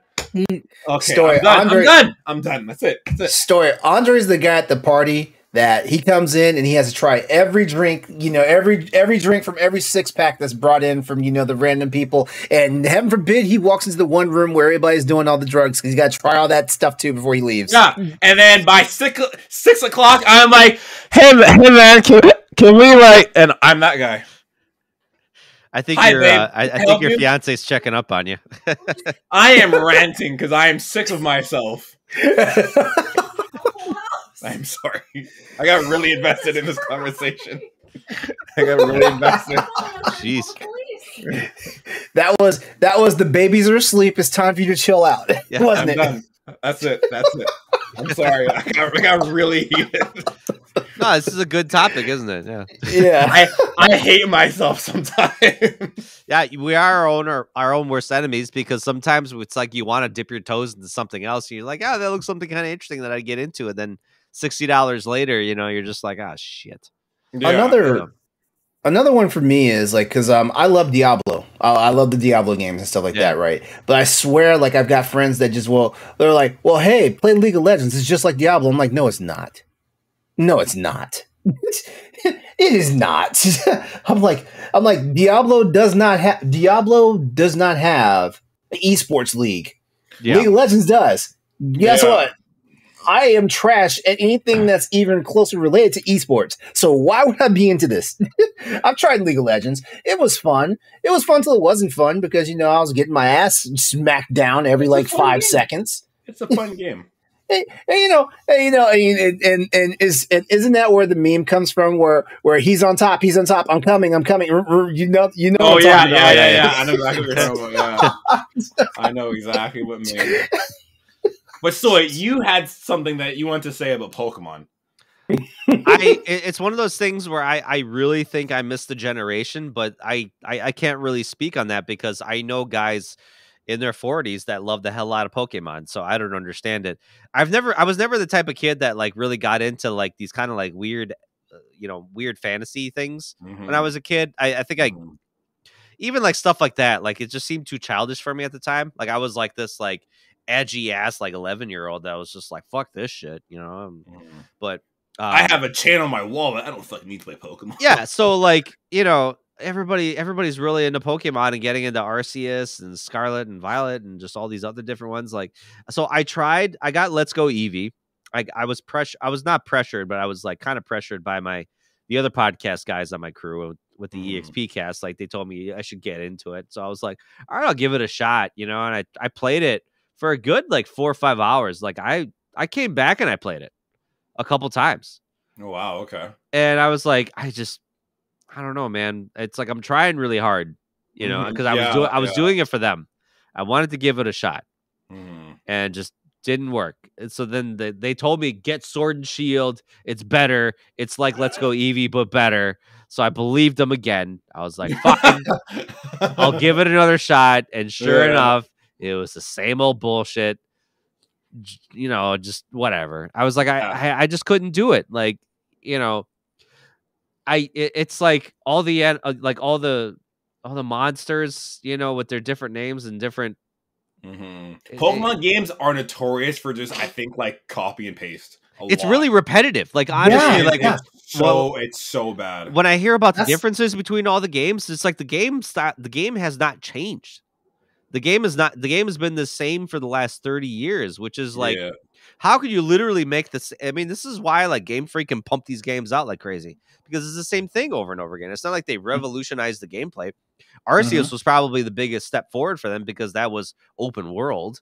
You know, I hate that it's called open world because it's not. Yeah, it's not. It's like hub worlds or something like that. Whatever. It's like it's like here's the area you're allowed to go in. That's open, but you can't go everywhere. That's the one thing I hate. Like when I started playing it, I was like, I got gypped. I'm like, I can't travel across the world. I was like, it's just like a sandbox I'm trapped in. I was so angry about that. Another like a parallel that I could probably relate this to is like anime.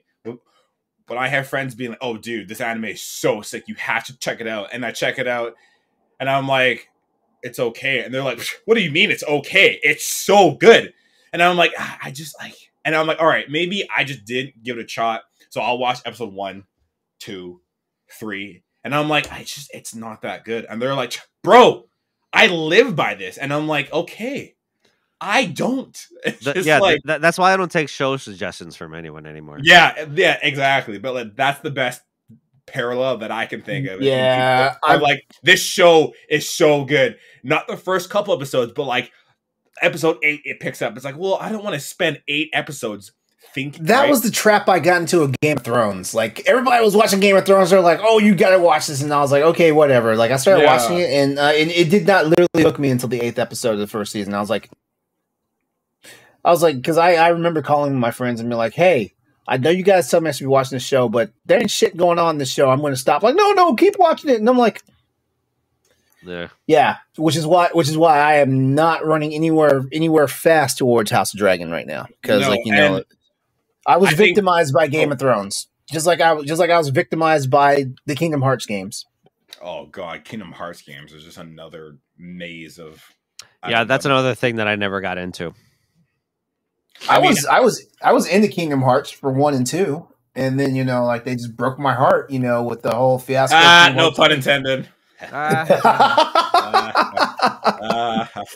Well, going back again, like and Andre, I know you love this game, but I just couldn't get into Persona 5. I really couldn't. I tried once before, like when the game first came out. My friends told me like you got to play this. It's an amazing JRPG. You like JRPGs, and like kind of I don't, but so I was like, all right, I'll give it a shot. So I played it, and I was like, it's all right, and I just kind of shoved it away. And then I was like, maybe I should give it a second chance. It came out of Game Pass. I was like, let me give it a second chance. Maybe I just need to kind of just reboot it. Yeah. Maybe my brain is in a different spot right now where I could, enjoy it. And I tried it, and I was like, no, it's just like I can't. Like I don't know. Maybe it's just I think sometimes it maybe takes too long for the story to get going. And like I know I complained about the dialogue a lot. I can definitely cope with you there. Like so, when I first experienced that game, it was actually something we talked about previously. If I can just kind of scroll back a bit and try and find it here. It was when it was in the PS Plus collection, because it was in here at some point. Yeah. And it was when I was in the midst of making my gaming PC. It was in there, and I heard it was good. And again, to backpack off your topic, I had friends be like, "Oh, dude, Persona 5 is so good. And not only with my friends, I just heard everyone was talking about Persona 5 being so good. So I'm like, okay, it's free. I'm here. I'll play it. And I started it, and I was like, this doesn't really tickle my fancy, but okay. So again, I pushed it aside, and then I heard someone in Tower Casuals, who's a friend of mine, Josh. He was talking about it. He was raving about it, and I was like, okay, maybe I judged it a little too quick. And then I got gifted it for Christmas, and now I'm fully addicted to it. So I'm glad I gave that a second try. But I know what you mean about the whole like dialogue, and there just being way too much talking at some point. And I think I use this lightly, but quote, immune to that. It's because when I played Digimon Survive, there was so much dialogue that I was about to ask, like, wasn't Digimon Survive like that? It was basically a visual novel and a video game, but it was like 80% visual novel, 20% game. So I was used to it. So going into Persona, I was like, oh, okay, at least they are talking in English, and I can kind of just like skip. So I mean, I shouldn't use dialogue as like, because I played all the Phoenix Wright games for the DS and stuff, and that's obviously a visual novel style. So yeah. Oh, is it? Okay, I didn't know. I've never literally no gameplay. Yeah. It's just literally like you're reading. Yeah, a visual novel. So, but yeah, like I just don't know. You know, I guess it's hard for me to pinpoint it. Maybe sometimes I think like you get so much hype about something that you expect your expectations to get there. Yeah, you expect when you start the game to be blown away, and it's not, and you're like, because everyone said such great things about it, and you know, put this game in like high praise, and then all of a sudden you go play it, and then you're disappointing yourself because it's like, well, I'm not latching onto it like everybody else is. You know, I have that problem with Elden Ring. I'm about to be an asshole. People were giving 10 out of 10s to Elden Ring before the game even fucking came out because of all the hype surrounding it. Yeah. So it's like, okay, all right, well, I bought the game. I spent $60 to buy that game that I only played 4 hours of. Bullshit. You know, I gave that game away just recently. So it's like, you know, I was wondering, like, am I missing something? Like, I know I'm not like a, you know, I mean, a stickler. Yeah. Like I can play hard games. I mean, I grew up on Ninja Gaiden and Mega Man. Like, you know, Ninja Gaiden was ruthless. Yeah. I mean, I'm used to ruthless games. I grew up in an era where they didn't make games long. They made games ridiculously bullshit hard so you could be stuck on it for a while. Actually, funny enough, I think that's literally the reason why Lion King for the Super Nintendo was made to be as ridiculously hard as it was. Is that platforming game? Yeah. So F that game. The story is that people were renting, like this was during the rental days, where like people would rent games and then beat them over the weekend and turn them in and just never buy the game. So they said if you made the games hard enough that you can't beat them in a weekend, and then it forces people to go buy the game. Got it. Smart. Five-head. So they did that with Lion King on purpose. So they make games purposely hard to get some extended life out of them. So Lion King was terribly hard. LeRon, you said that you were going to be an asshole. Yeah. Yeah. Like there's this one game that everybody keeps running to me and telling me I need to play, especially because like, you know, I like other games in the series, and that is Resident Evil 4. Like, I mean, I've tried. Listen. I've tried. Listen, let's get something straight here. And even though let's get something straight. Do not, Andre, don't make your fiance come in the room again. Oh boy, listen. Temper. Leon, I was not calling this game out to like antagonize y'all or bait you guys or anything, but like I'm just gonna wait my time, and March 24th comes, I'm gonna just get Resident Evil 4 remake. I can't go back and play the old game. I can't. I actually have a question. Are you going to watch any gameplay of the old game, or just go into it just like blind as shit? Nope, I'm going in dry. Nope. Okay, cool. But bro, they're going to change things about the game that are not going to be from I should watch a long play. Is that what you're saying? I don't know. You know what? Fuck it. I own the game on Steam. I may just play it. You're not gonna play it. Stop. If it'll make you guys happy, I might play it. Gonna play it. You're not gonna play it.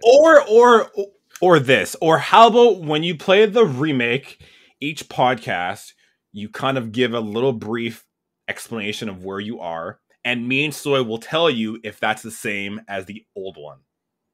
I can do that. I mean, I'll also be playing it too as well, so I'll tell you how. Okay, so yeah, it is to the original. So there you go. So yeah, so Stoy will be your like word for word, and when you get to the pod, just give us like a brief. Hey, I got to hear XYZ happen. Let us know. Mm-hmm. Cool. Mm-hmm. That way we can be like, oh, that's different. Oh, this is the same. Blah blah blah. I think I actually posted something in the Twitter chat that they're not doing like QuickTime events, but like they're gonna have side quests now. How are they not going to do QuickTime events? How are they not going to do QuickTime events? Like that was kind of that was one of the things that made it fun. You guys didn't see that? No. I'm on a media blackout with Resident Evil 4. Hold on. I think I shared it. I think last week. Yeah, because there's that really cool knife fight with Krauser, man. How are you supposed to do that? QTE's made it fun. Resident Evil 4 remake is removing QuickTime events. You're literally the only person to ever say that, LeRon. The only person to ever say that out loud is you. QTE events are fun. Dude, come on. Like I played Shenmue. Like QTE. Oh no. Capcom has shared new details in the upcoming RE4. This includes confirmation, Story's gonna hate this, that they will remove QuickTime events, add side quests, get ready, and introduce breakable knives. Okay, listen. You're not gonna break my homeboy. You're not gonna break Leon's. I swear to God. Okay, listen. Oh God, this is gonna piss off a lot of people. Why is that even necessary? I don't know. I don't understand why that was even necessary to begin with. Like the link is in the Twitter chat. If you scroll up, it's there. Fuck that. I'm not. No. Hey, Stoy, I have a question. I have a question for you. Is the final word that I had originally written up for this, is it appropriate, or do you just want to wing it and take us out? What do you mean final word? Are we done? Are we done? Yeah, I guess it felt like we were getting close to being done. Yeah. Oh yeah. I'm done. I could keep screaming, but I mean, we could keep going, but we're done. Stoy, how mad would you be if you were Leon S. Kennedy, the beautiful man he is, you're knifing a zombie and your knife just breaks? How pissed would you be? Bro, did you see how nice and intricate his knife is in the original Resident Evil 4? It's so. Can you imagine that thing breaking? I've been like, fuck the president's daughter, I'm going home.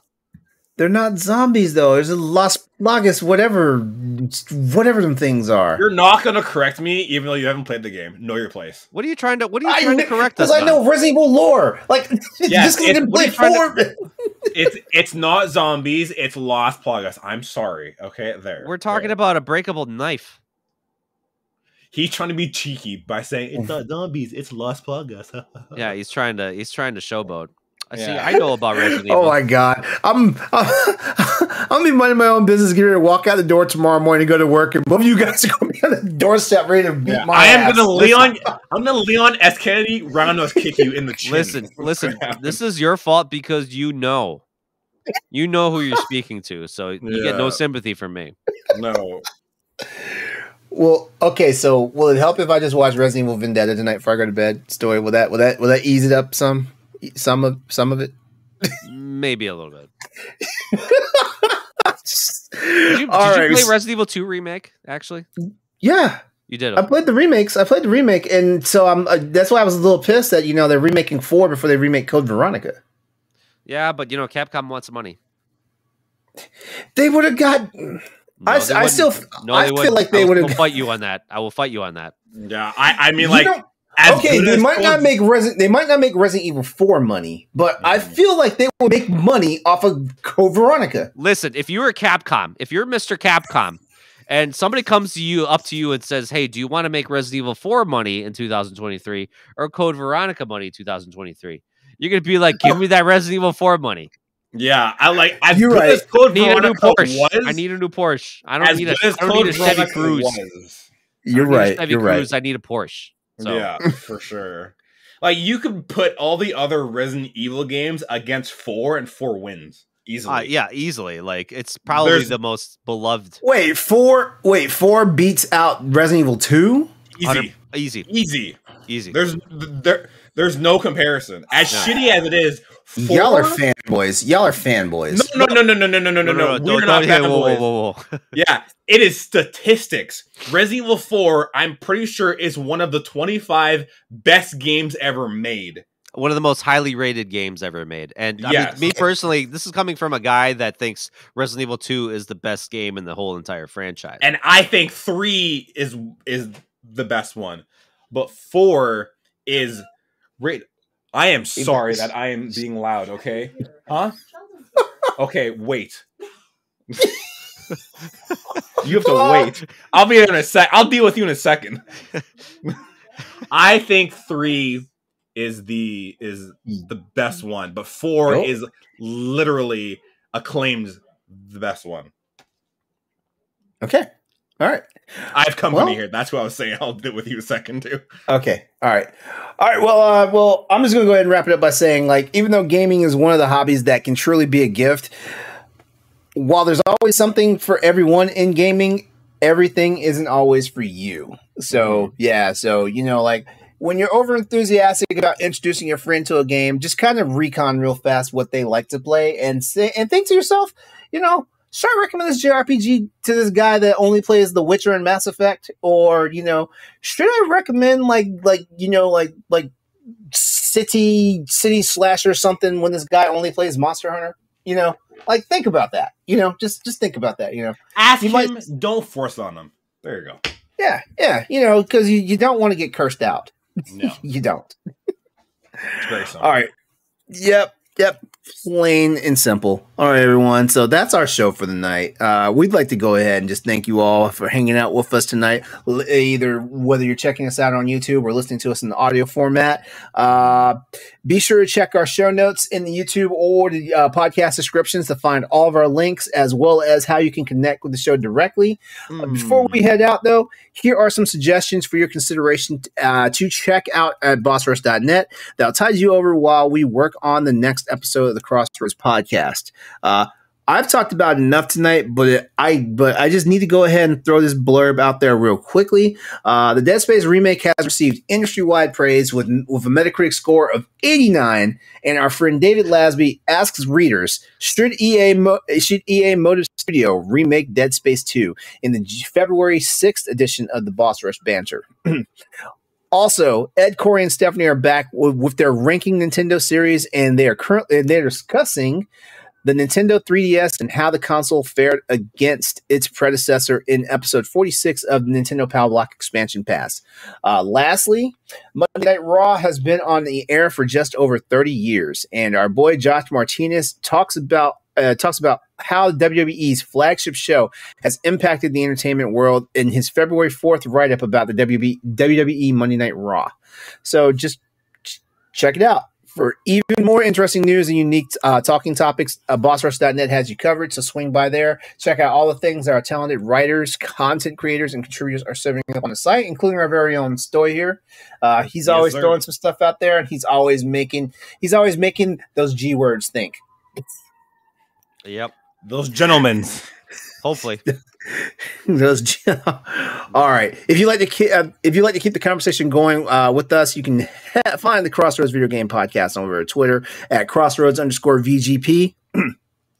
Also, if you enjoyed tonight's show, please give us a like, share, and subscribe to the YouTube channel that you're watching this on, and be sure to hit the notification bell so you don't miss a new episode when it comes out. Also, for our podcast listeners, leave us a review and a 5-star rating if you liked it enough. Leave us a review, but if you liked it enough, leave us a 5-star rating. We'd love you for it.